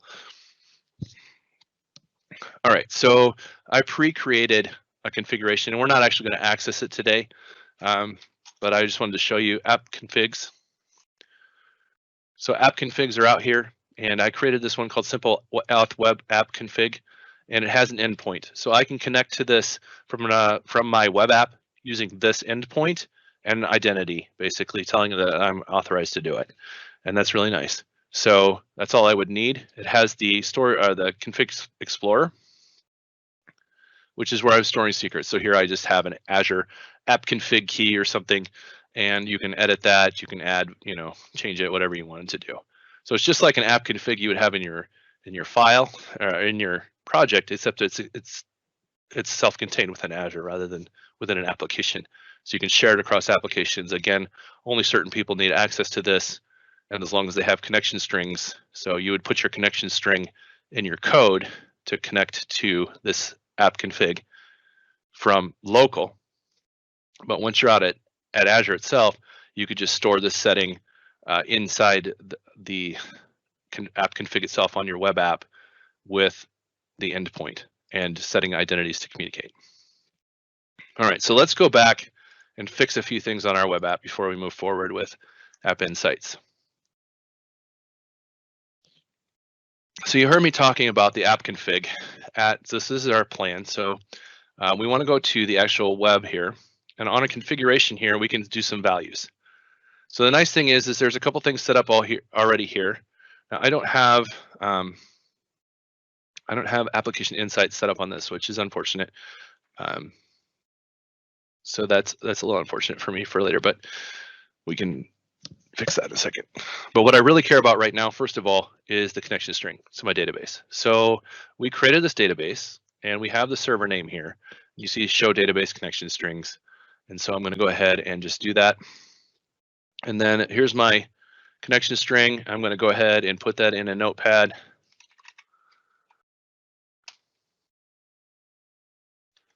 And basically I just have to update the password here to be my actual password.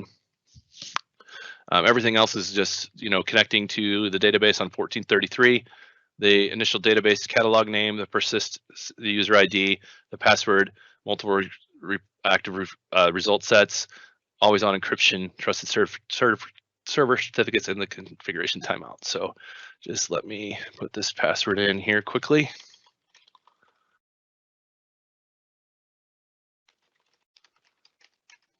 Now, hopefully I set this up correctly and I didn't make a mistake, because if I did, then there's no coming back from it at this point. But what I'd like to do is go back to the web app itself, and in my simple auth web, in the app settings right now, I currently have the default connection, and the default connection is where it's pointing to.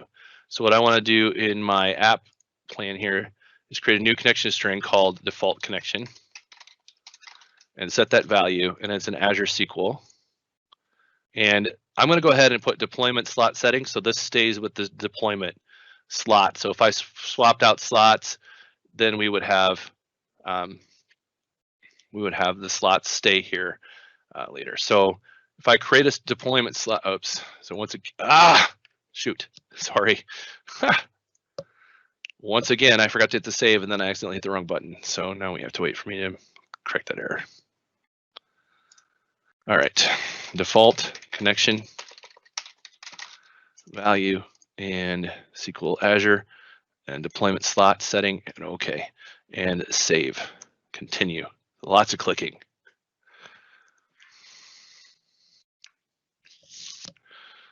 All right.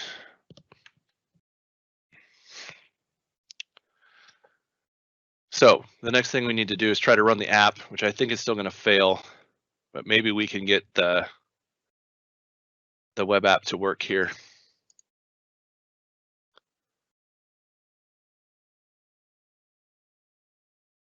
So let's try to register Bob again.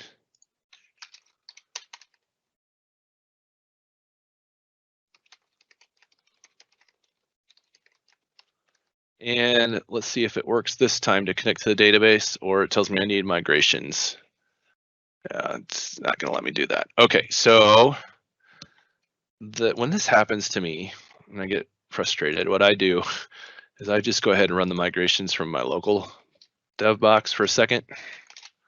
And hopefully the connection is right, because if the connection is wrong, then there's no, like I said, there's no coming back from this. And so let's see if I can pop this in here, and let's see if we can update the database. Now, I might also be blocked by a firewall at this point too, which is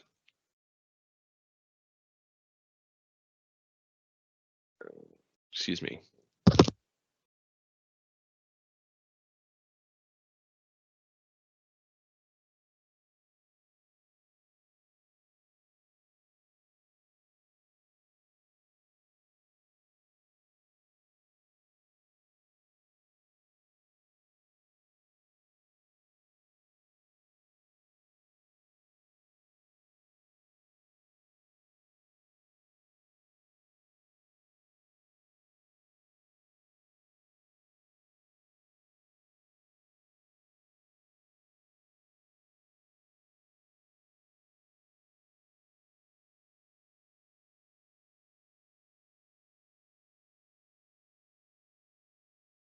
Audio check, audio check. Sorry about that. I think my audio broke for a second there. All right, so my database connection was bad. Didn't let me in. So I want to go to the server. So you guys get to see a lot of cool stuff today. And the server itself is here. And then the firewall on the server. And I want to allow my client IP address and Azure services. So it says I can right there. So interesting.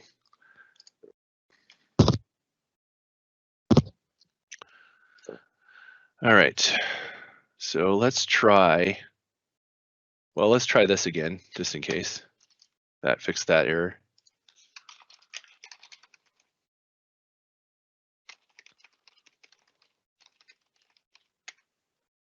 Okay, still got an error there. And let's see if we run local now.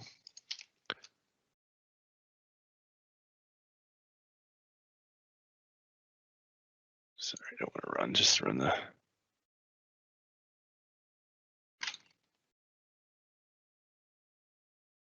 Yeah, it doesn't let me in.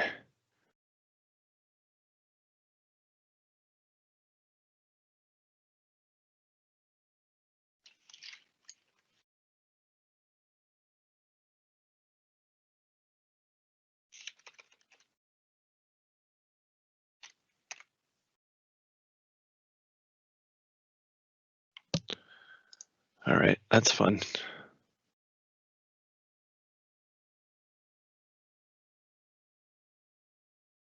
So I'm supposed to be able to get in at this point. Let's look at the database itself. I don't think that that's what the issue is, but.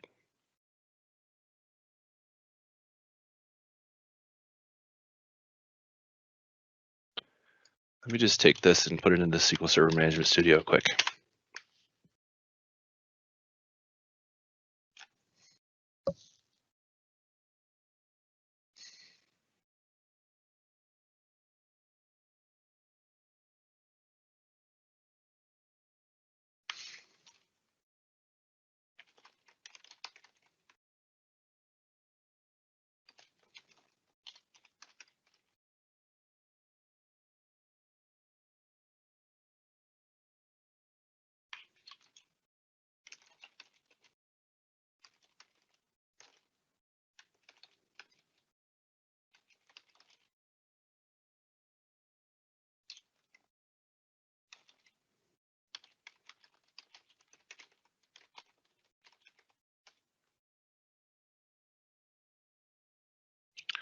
Right, so the nice thing about doing it through SQL Server Management Studio is that it's allowing me to create the firewall rule. So I'm going to do that quick. And I'm going to go ahead and do that. Okay, so now I was able to connect at least to the database. You can see no tables at this point probably.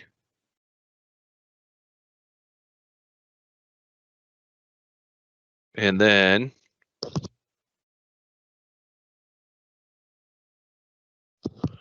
all right, so now let's just run the update database locally. Hopefully my connection string isn't bad here. Okay, there we go. All right, so now if I refresh my tables, I should see them. Now if I go out to the web, let's see what we get now.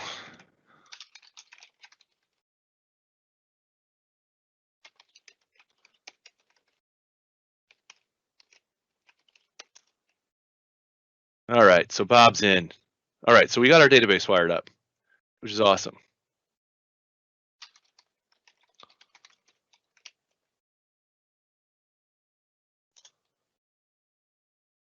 And now we know our database is working out at the web.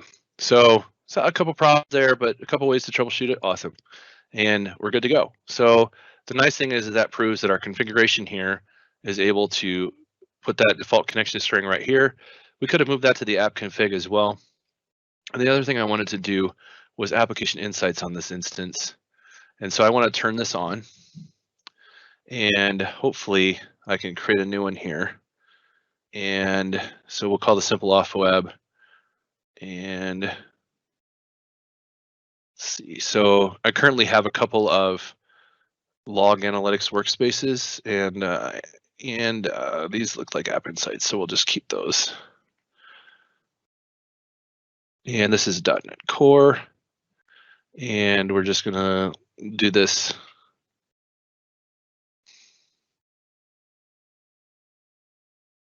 Okay.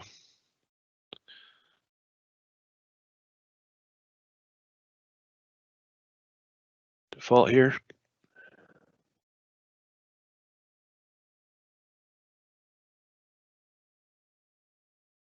Just lost my internet for a second. That was weird.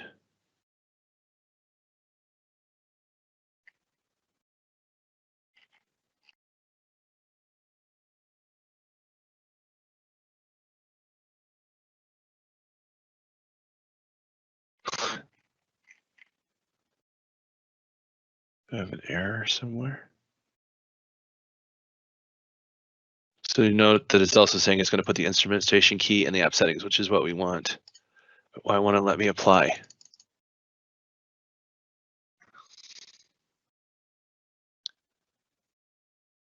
Okay, maybe it is applied and it's just, okay, it didn't.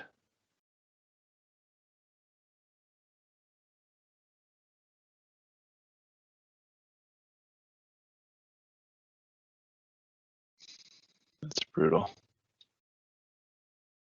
Okay, well, unfortunately, I'm not going to be able to show you App Insights at Azure today. And that's my fault for not spinning it up with Application Insights built in. But ordinarily, what you would see is the instrumentation key up here in the application settings, which would then allow me to have a separate instance of instrumentation here at Azure from what my developers are using. And we're just going to use the developer version today to just demo the things we need to see. Okay, so this next part, we're talking about so this is CDNs integrating your cache, your content delivery network, your edge, point of presence, pop nodes. You're talking about Azure Redis cache as well, which is really awesome, powerful tool. Instrumenting solutions to support monitoring and logging is going to be your App Insights, log data, and analytics, and transient faults. So adding a CDN to your storage account or whatever you're going to use to host your static site is very simple to do at Azure. You just create a CDN. And the most important thing to know is how it all works together. And you get an Azure public facing URL for each object, and then you can just leverage that on the edge rather than, than the old version, which would be the blob storage URL or whatever it might be. So I guess one thing I want to make sure to point out here is the flow. So basically, you're going to request a resource from the nearest edge, the nearest point of presence edge. And if there are no files there, the point of presence will go to the origin. The origin then returns the content to the point of presence, and the point of presence then caches it. Once the point of presence has cached the data, then it returns it to the caller, and it uses that until the time to live has expired on the cache. The Azure Front Door service is another nice way to get global availability of all your applications. It's very, very high powered, global, scalable endpoints for your public facing web apps. It is a little more expensive because it is going to be out there all over the place. And so it's fast and secure. It gives you really good traffic routing and health monitoring, has automatic failover because it's worldwide. And then there's load balancers. There's different things you can use. Azure Load Balancer, application gateways, and traffic manager. And so different ways you can do that. Front Door as well gives you some load balancing, I believe, that you can use. So you have different ways to balance your loads. And again, you can turn on rules to auto scale. So if I hit a specific threshold on one of my metrics, such as my CPU utilization, I can auto scale up, giving my app service more power, or I can auto scale out to more instances. If I have a load balancer in front of it, then just do some sort of even distribution across the load balancers, and I should be good to go. So you have to determine when you scale, are you going to scale out or up? And then what also is your rules for scaling down? And the biggest catch on scaling is make sure that your rules don't have the same threshold, because you don't want to get yourself in a situation where you'll always be going hitting your threshold and scaling up, but then never hitting a lower threshold to go down.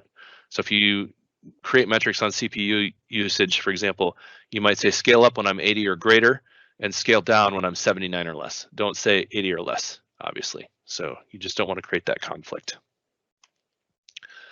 Redis cache is a very high-powered, available way to create a cached database in memory at Azure that you can use, and it is able to be distributed as well.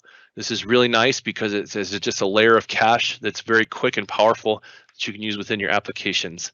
It does things with binary safe strings. You have to use specific keys and make sure you keep them simple. The longer the key, the longer your latency for returning the data. There's basic, standard, and premium. Basic and standard are almost exactly the same, with the only difference being standard is has a second node, and so has a little bit of a failover, where basic is more just one node. And so premium also offers snapshots, backups, the clusters, an ability to use Azure in a VPN, or an ability to use Redis in an Azure VPN, excuse me. Redis can get very, very, very expensive very quickly. And this is, again, something that the second you turn it on, that is your cost for the month, unless you deprovision it. Once it's gone, obviously you're not paying anymore. But if you leave it on for the whole month, you'd pay whatever the amount is you agreed to pay. So depending on what you want to do, you can see anywhere from $16 a month to $7,500 a month in these different plan options here. Again, you're likely going to spend something up. I spun one up in the C0 basic tier so that I could show you a quick demo of how easy it is to work with Azure Redis Cache.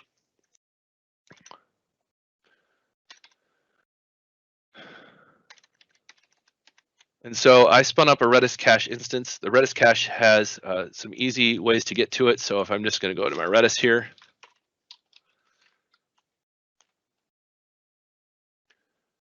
basically my access keys are what I care about. The primary connection string is what I'm going to use to connect with my code. So I just grab that key, and then I go to my project.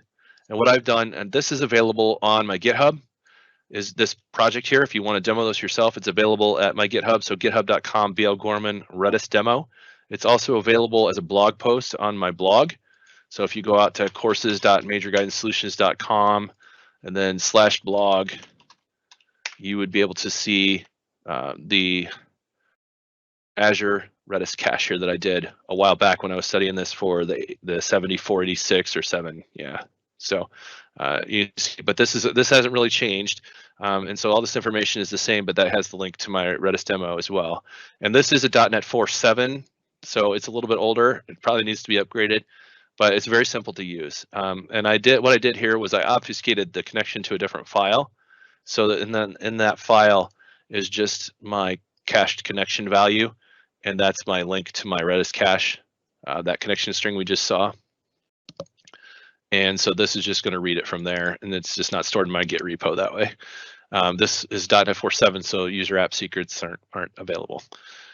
So here we have, ping pong, and then getting messages, setting messages, and then I created a custom object called employee, and the employee object is just an ID, name, and age, and we're going to cache that employee as James Bond here, 007 James Bond, and be able to retrieve them from cache. So it's not rocket science stuff here, but again, just like everything else, there's patterns that you should go into the test being ready to recognize, and that is, how do I set up a Redis cache instance?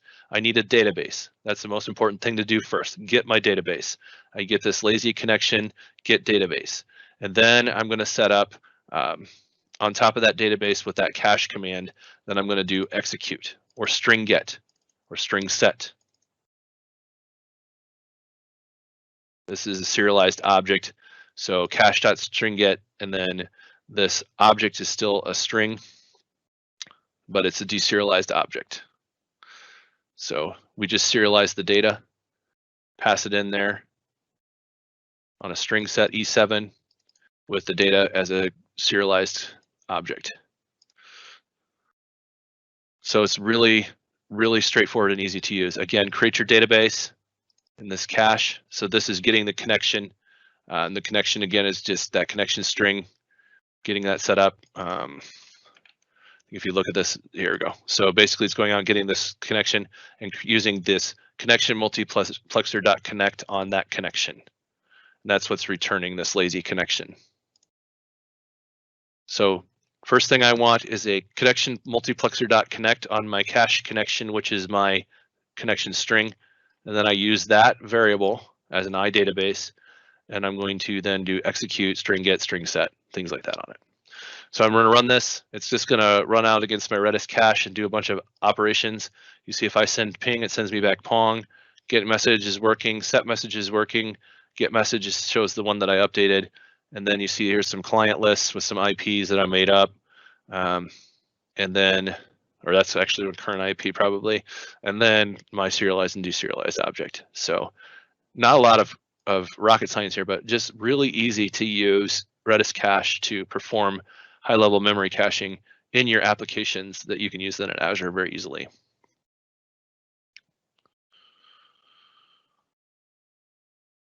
So the next thing I want to show is application insights. And so we want to get this set up to work correctly on our machine and at Azure.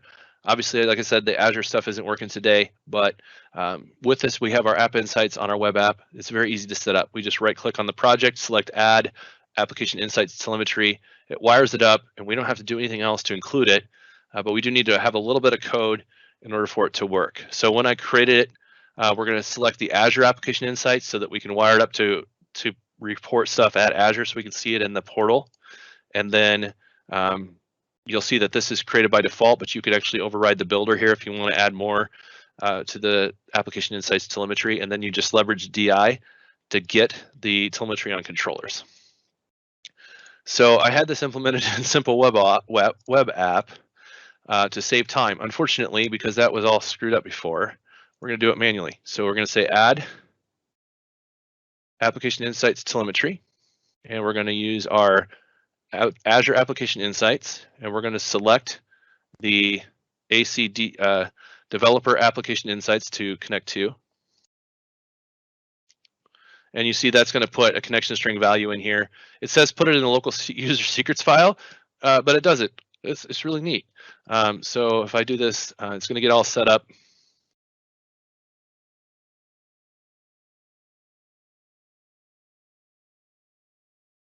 And I wonder if the reason it wouldn't deploy the application insights earlier on the web is because when I published this before, I didn't have this stuff wired up. So it's like, I don't know what to do with this. Okay, so it looks like we're done. So that wired up application insights. And so here we can see, there they are. There's my telemetry. So now what I need to do is just go into my controllers and I just need to add a little bit of code here. So I just need a telemetry client.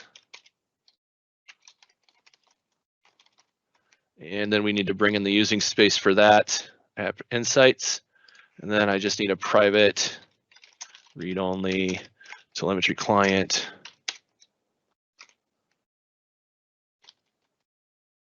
And then we just set that to the client, doesn't matter, telemetry, whatever you want to call that. That's the most important thing. What I want to do here really quickly is just on the home controller, I want to say if my user's logged in, let's go ahead and log an event. So basically, if the user identity name is not null, we're going to create an event details, which is a dictionary of string. I just need that code. And then I need to track the event on my telemetry object, which is telemetry client now. And so basically that's just going to say, once I'm logged in, I'm going to monitor this with an event, tell people who it is. And then I'm going to add a very simple exception test just into my route here. So I'm just going to say home exception test.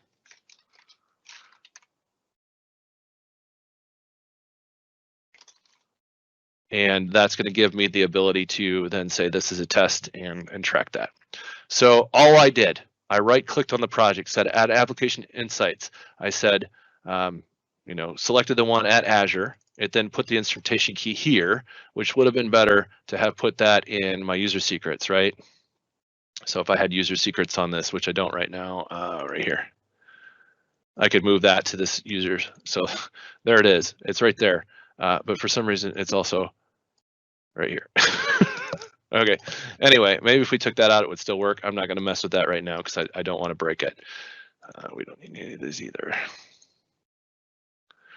Okay, so I haven't deployed, but I'm going to run this locally, and it's going to start reporting metrics, hopefully, to Azure.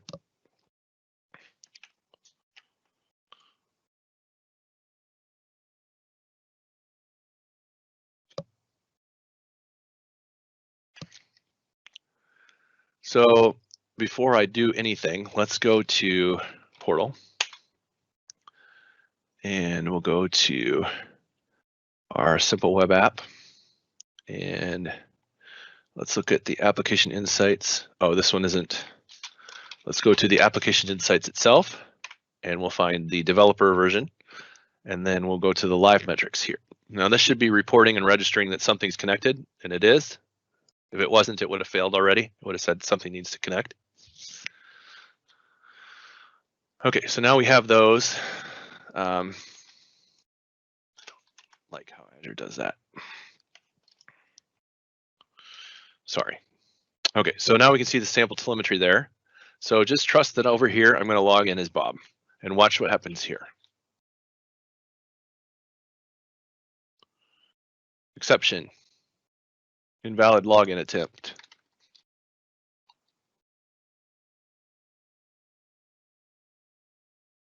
I broke something locally, apparently.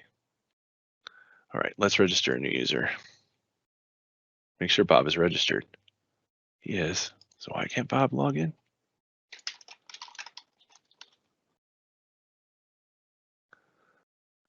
Okay. If it's not one thing, it's another, right? Jim@jim.com. And I bet I used a different password.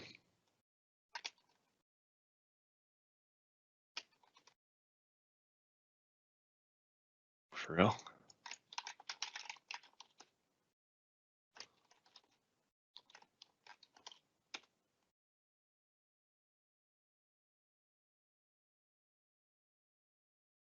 All right, so let's do this.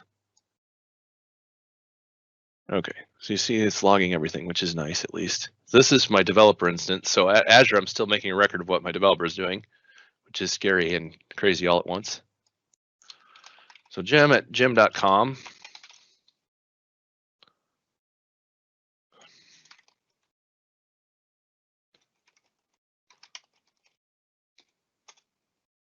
All right, so Jim logged in. User failed to provide correct. So why didn't that report?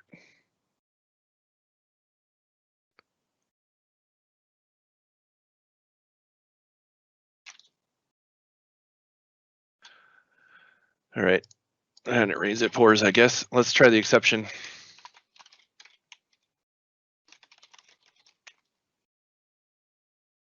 Okay.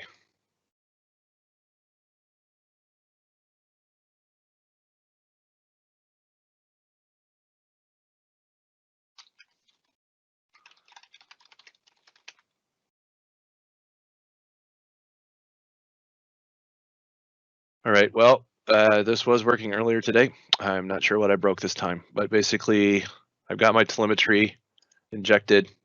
Oh.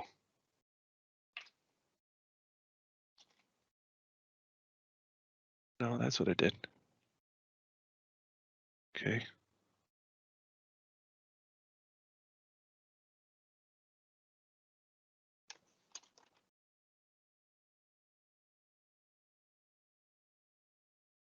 Well, this is the wrong one.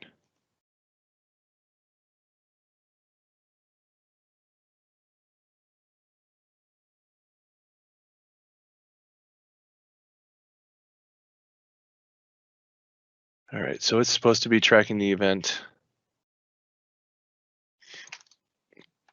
when I log in.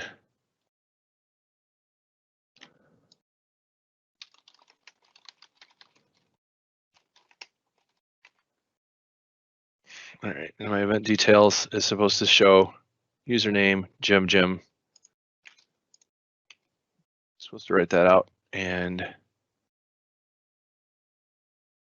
unfortunately, it's not. Now I wonder, just curious.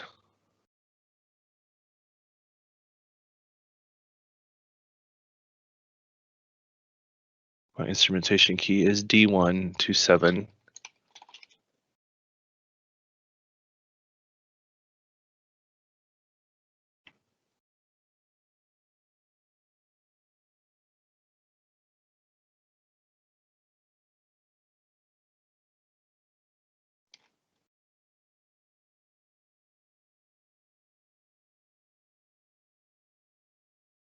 That's the same.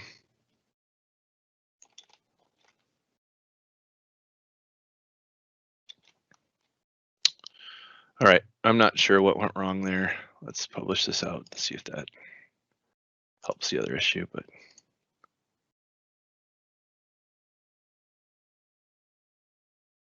this is.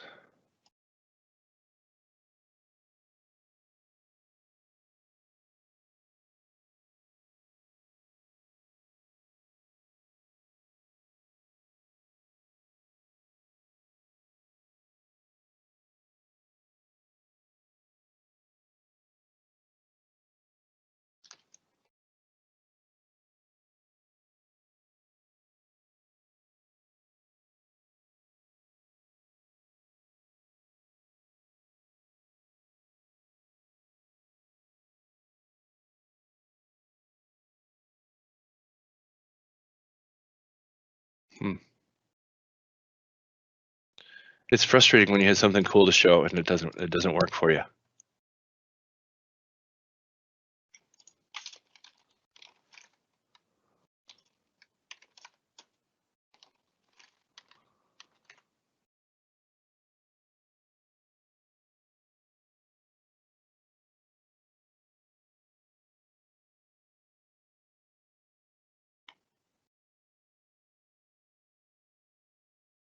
All right, this is the last try. I'm going to try this. If it doesn't work, I'm going to have to punt on this for today.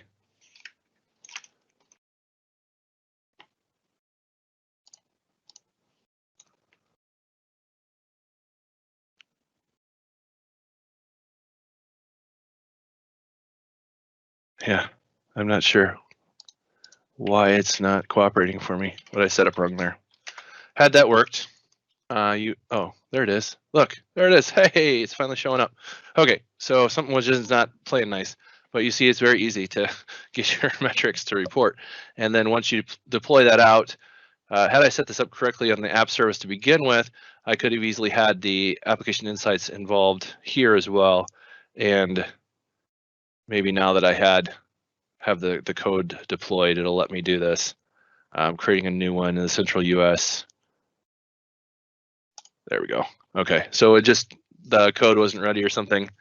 So now I have a separate app insights, and hopefully that will set the configuration keys here that would then allow this app to have everything set. That's really frustrating that it says, hey, it's not, you're going to lose your changes. Hopefully they're there. Yeah, so now I have all my connection string information already wired up. And if I go to the web here and pull this up, and at the same time, I have my live metrics coming here. So view the data, get the live metrics for this app.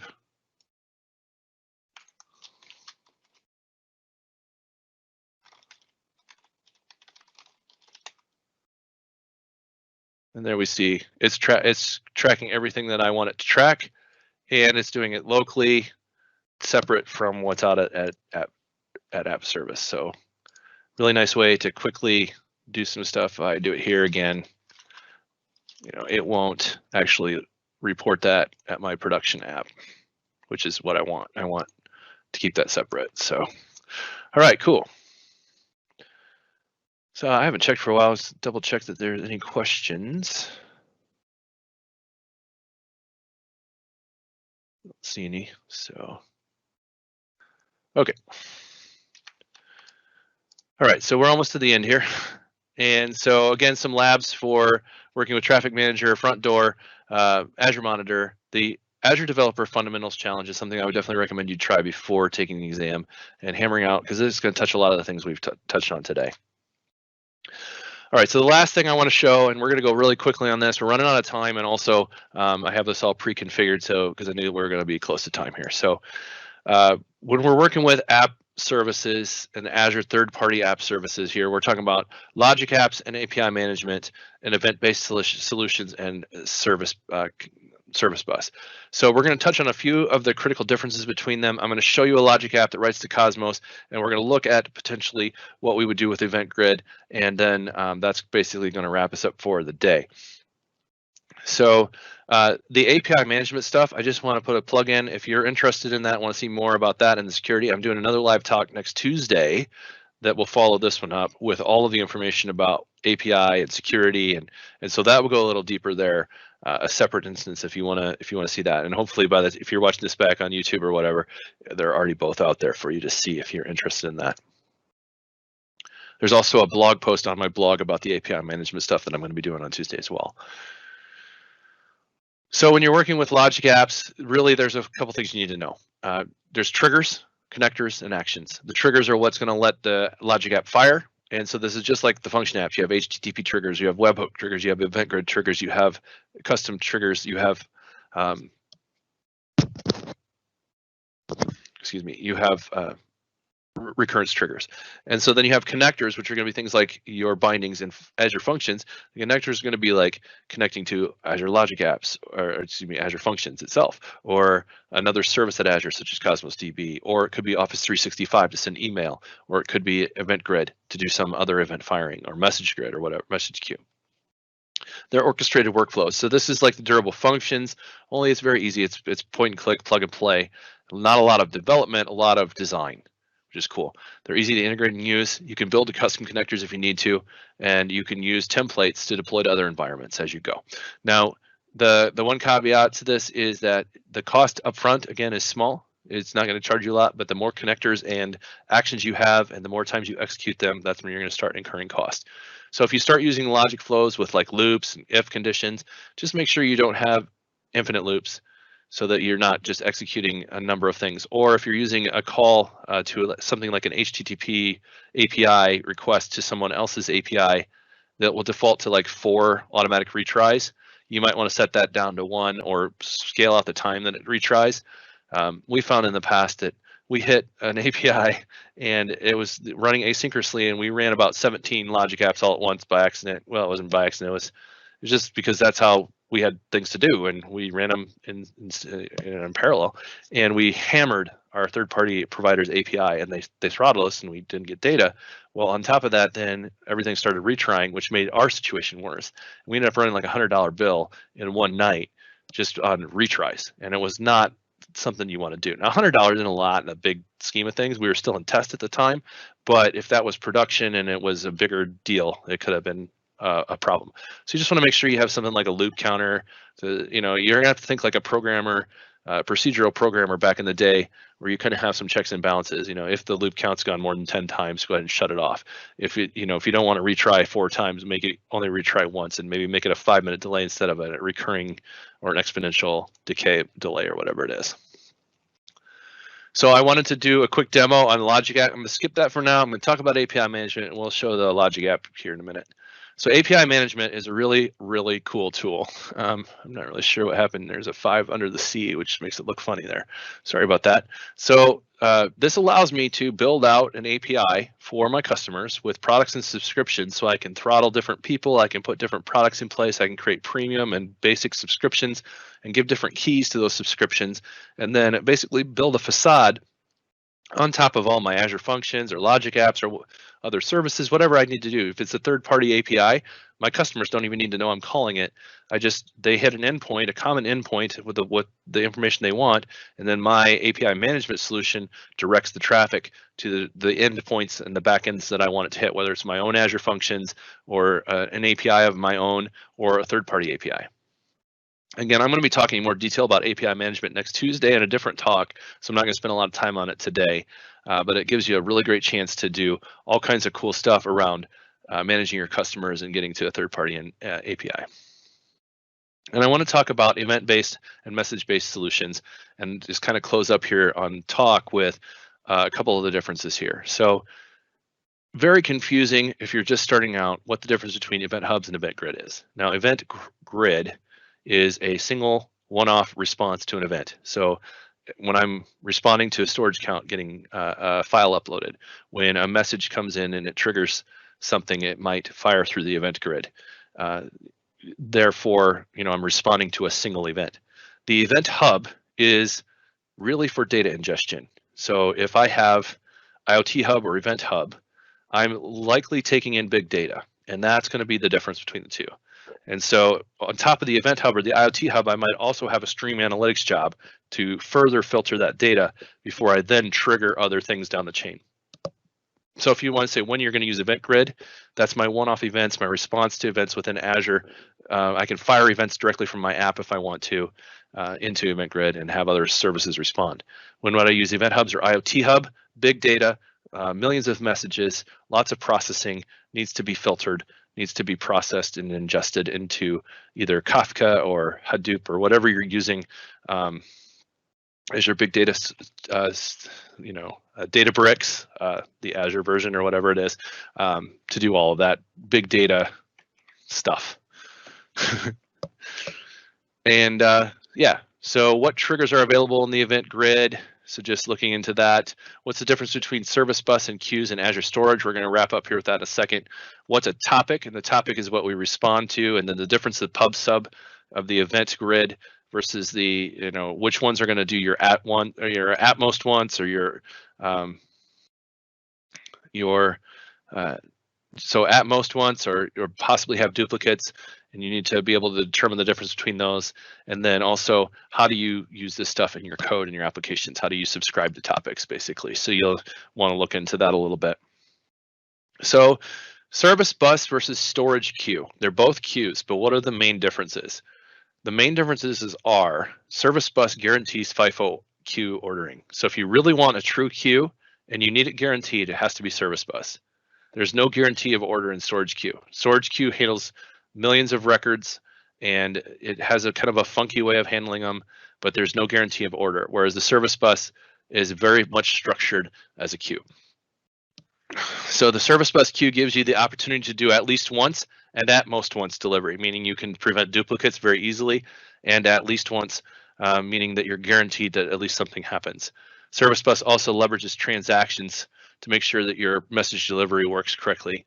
You can do long polling and blocking, and you can have AMQP bidirectional communication on the service bus. Now, storage queue, no ordering, at least once delivery, but possible duplicates. The timeout values, so to get the code, to get the queue messages from storage queue, you have to take out a lease. It's usually like a 30-second or a 60-second lease. If you don't extend that lease, if that timeout happens, then someone else might process that message, because if you haven't manually also called a method to delete the message from the queue, then someone else could grab it. So that's why you can get the duplicates. So likely what you'll do is you'll grab it and you'll make sure if it's a long running process that you extend your time. And if you don't, someone else might duplicate your work. And once you're done with your work and it's guaranteed that you got it done, then you would delete it from the queue so no one else would get it. And the only way to get to the data in the storage queue is through HTTP or a REST API. Service bus supports brokered messaging communication. So you don't have to communicate with each other. The producer hands off messages to the queue and then continues its processing. And asynchronously, a message consumer pulls that message from the queue and processes it. The producer doesn't have to wait for the reply from the consumer, and the consumer can do their stuff when they're up and running. So again, that's just giving you that disconnected services. So a couple of labs around that are the getting started with Event Grid and Event Hub, introduction to Azure Service Bus with Visual Studio, and the Azure Developer Fundamentals Challenge also has a little bit of the event stuff that I'm just going to show you right now. So this is our last live demo, mercifully for you. Hopefully you feel like this was useful time, and I had a couple of things go wrong, but hopefully you've learned a lot and have enjoyed it. So the last thing I want to show you here, if I just go out to my storage queue, so my storage account itself. So let's say I have a storage account and I have a simple blob storage here, and in here I don't have any containers. So this must have been one I just created. Oh yeah, I do. So here's my MAMES container. So like this is where I might upload some files or something. So over here on the left-hand side, you'll notice this events thing. Now, on events, I can actually select that I want to do something when a new image is uploaded or a new blob is uploaded or a new video is uploaded. Before I do this, I need to make sure that I have things registered. So I want to just go to my subscriptions. And under my subscriptions here, I just want to look to see what my registrations are. And so resource providers. And what I'm looking for is Event Grid. And so you see Event Grid is not registered. Neither is Event Hub for that matter. But I'm just going to push register here. Now you could do this through the CLI. You could also query the status through the CLI. It does take some time to register certain things. And so you'll see that right now it's still registering and I have no patience for it. But while that's registering, let's go and look at a logic app and then we'll come back and finish up with this. So the logic app itself that I created just writes out to our Cosmos DB. So I created a logic app to show that. And so here it is, AZ-204 EC demo logic app. And it's just going to have an easy HTTP trigger that I can hit from Postman. I'll do that in a second. It's going to have a payload body in there of comments, ID, and name. So here we're pretending we're going to process a customer feedback that they're just posting to an HTTP endpoint. So if I'm a developer and I need to take feedback and I have a monolithic application, all I have to do on my monolithic application is add a simple form that has the comments and the ability to hit a button that calls to HTTP endpoint and sends the username, the comment, and anything else I wanted to pass in this payload I could do. I don't have to change anything else about my monolithic app, and I can put this into Cosmos DB, and I've already got that implemented. Can you think about how that might enhance your development flows in the future? It's a really powerful thing. And so here's my JSON. Basically, it's just a repeat of what's in the body here. To do that, I just basically clicked on this and uploaded a sample payload, and then it generated what it needs to be in there. Same thing here. I'm just responding to the body. So I created a trigger called the HTTP request trigger. I used a parse JSON controller or action connector here and selected the body output from the HTTP request. And then from that, I created 3 variables in actions here. Those are initialized record ID from the ID that was parsed out of the JSON, the name, and the variable for comments. So I can get that data from the JSON body right here without writing any code. And then the last thing I did was added a connector to my Cosmos DB, which I set my connection. And then once I set my connection, I have the ability to select the database and the records. And then I create the document, which is feedback with the comments, ID with a record ID and name, and then a partition key value. And the quotes around this is the trickiest part. If you don't have those quotes around that, it won't work. And it's not the field name either. So it's not quote name quote, it's quote value that you pass there. It's the partition key value. And I had to add this specifically. If I don't add this, it's bad. And at the end, I did a response. Now, this is a basic logic app. I didn't show you any processing, but I could come in here at any point and add a parallel branch. I can add an action, and that action I can do controls. So maybe I wanted to do some manipulation of the data before I posted it to Cosmos. Here I can do a control. I got for each loops. I can do conditions. I can do switches.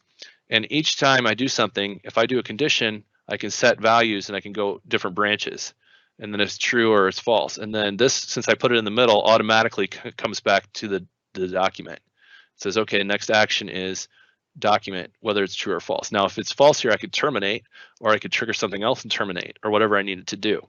Send an alert, send an email. So very, very powerful stuff you can do within logic apps very quickly. And to hit this, it's a simple Postman. So I just hit the Postman HTTP link that was provided. As soon as you save it, you get that right here. Copy that, put it into your Postman,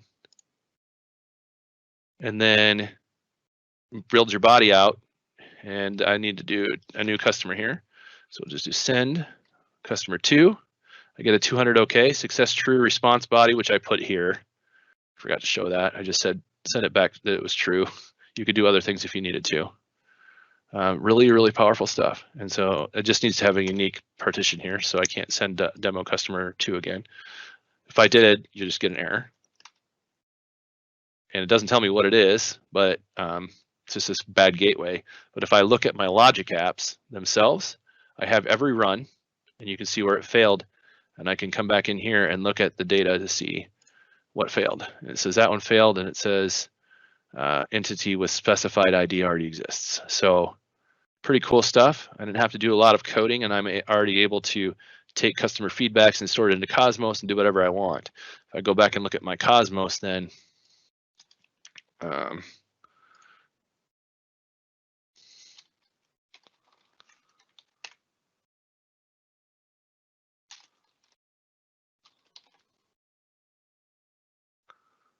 I'm looking at my Cosmos here, and if I go back to my Data Explorer and my container for my customer feedback and my feedback records, I can easily see the data I was just putting in there. Demo customer 3, 2, and 1. And yeah, so it's very easy to do through a logic app. So let's see, are you registered?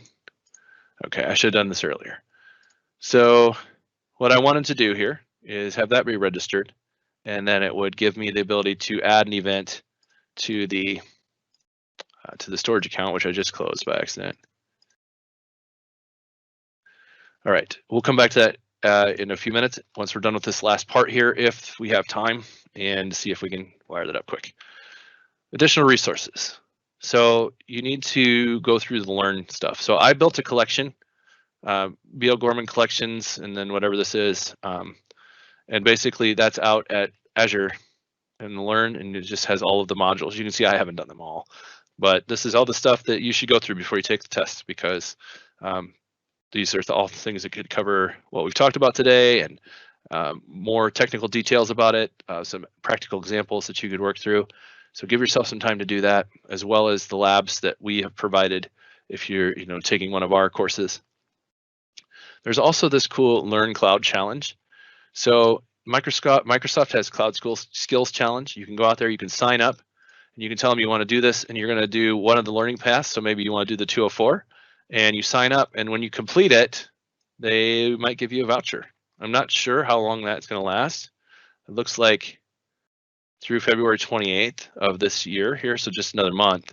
But there will be new challenges on the 21st or on the 1st of March. So you do have to kind of commit to this if you're going to do it. But it does, I believe, give you a voucher if you complete it.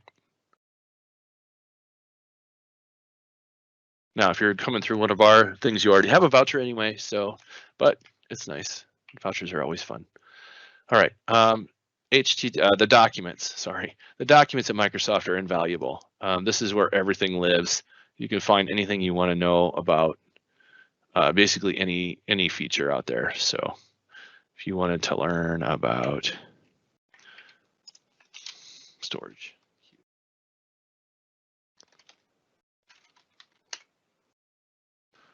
see lots of different things, and then you can read all this stuff. So lots of reading to do. One other thing I put on here is a study guide by a guy named Thomas Maurer, and I've been following him for a couple of years. He is a Microsoft Cloud advocate, and he has a lot of fantastic demos and also study guides that he's done. And so I almost always review these before I take an exam, just because this is a lot of really good static content that he's got already organized. And basically, there's other guides he's done, but talks through how he approaches it. These are the different learn modules that I was just showing you. The 204 study guide resources are all of these documents. These are all Microsoft documents that you can read. So 30, 45, 30, 40, 50 hours of reading that you can do to really, really get these things ready to go. You can see there's quite a bit for this exam. So obviously you probably won't have time to complete all of that ever. And then finally, I want to just show you this poster. So the Microsoft poster, if you just say Microsoft poster, you can usually find it, but basically just the different exams that are available, just kind of get those on your radar. And of course, most of these, if not all of them, we have courses available that you can take with us and get vouchers and stuff. Work with me to get your exam certifications. So just the final thoughts again, before you take the exam, make sure you've at least familiarized yourself with the Azure CLI, the PowerShell commands, that you're familiar enough to write C# code, maybe a little Node, and that you could basically talk in detail about why and how to use the different components in an actual scenario. So we talked about all the topics. We talked about the few test strategies. We talked about compute storage, security, instrumenting, and serverless and third-party solutions, and gave you some resources. And so the next steps for you are whatever you make of it. And so obviously the next step is going to be getting the 204 exam completed, and then possibly looking at the 400 for the DevOps or the 220 for the Azure IoT if you're a really good developer and you want to dive into that stuff. If you like the infrastructure stuff, the AZ-104 is also available, which is the infrastructure side of things. Again, the AZ-900, the foundations, fundamentals, is nice too. Then there's 303, which is a solution architect, and then there's 500, which is security. So lots of different exams that you can get to enhance your overall resume and skills. All right. So the final thing, if I can have this, if this is still working, if this is working yet.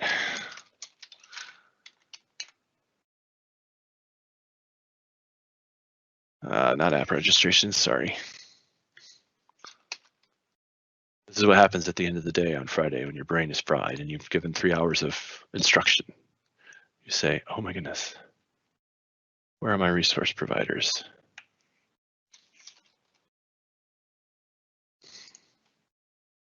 Come on, Event Grid, be done. Hey, it's registered. So you see the other ones that aren't registered too. So if you ever make a bot, that one you have to register, all that other stuff, there are all kinds of stuff you have to turn on. Okay. Let's go back to the storage count quick. Now that everything's set up, simple blob storage here, my MEMS folder. I want to go to the events and I want to create a subscription to a logic app. You can do functions, logic apps, or other options if you want. You see all the other triggers that you can trigger with Event Grid. And so we're going to do a logic app, and we're going to say when a new blob is uploaded, we're going to create a logic app, and this will wire up an Event Grid subscription. So you see this here is the first thing I have to do is connect to my blob storage account and name it. So this is going to be storage connection.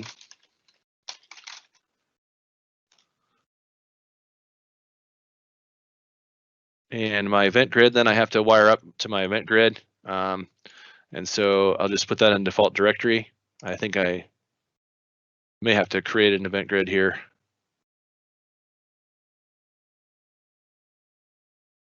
Okay. All right, so basically that says, okay, when you get a storage account that's connected, when the event happens where the event type is created, do this, and it's just adding this delay.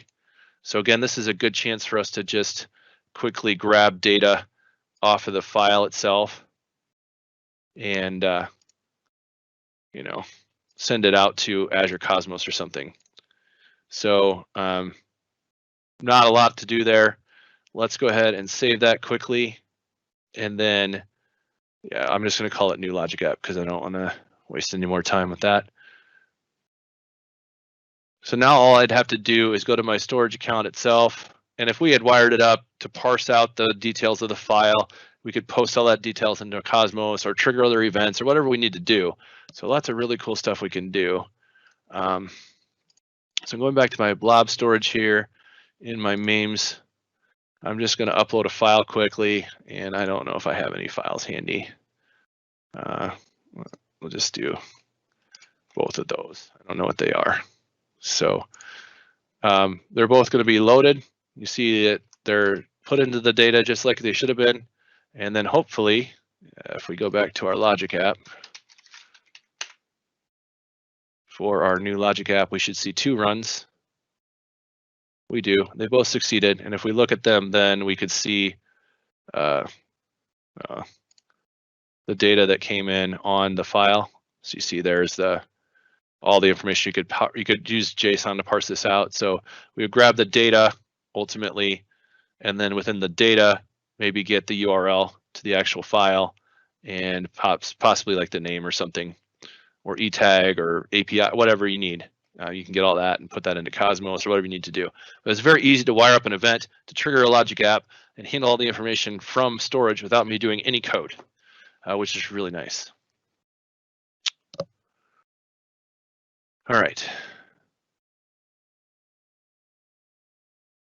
So I feel like there was one other thing I wanted to tell you, but I can't remember what it is to save my life now. So that's all the demos and all the information that I had.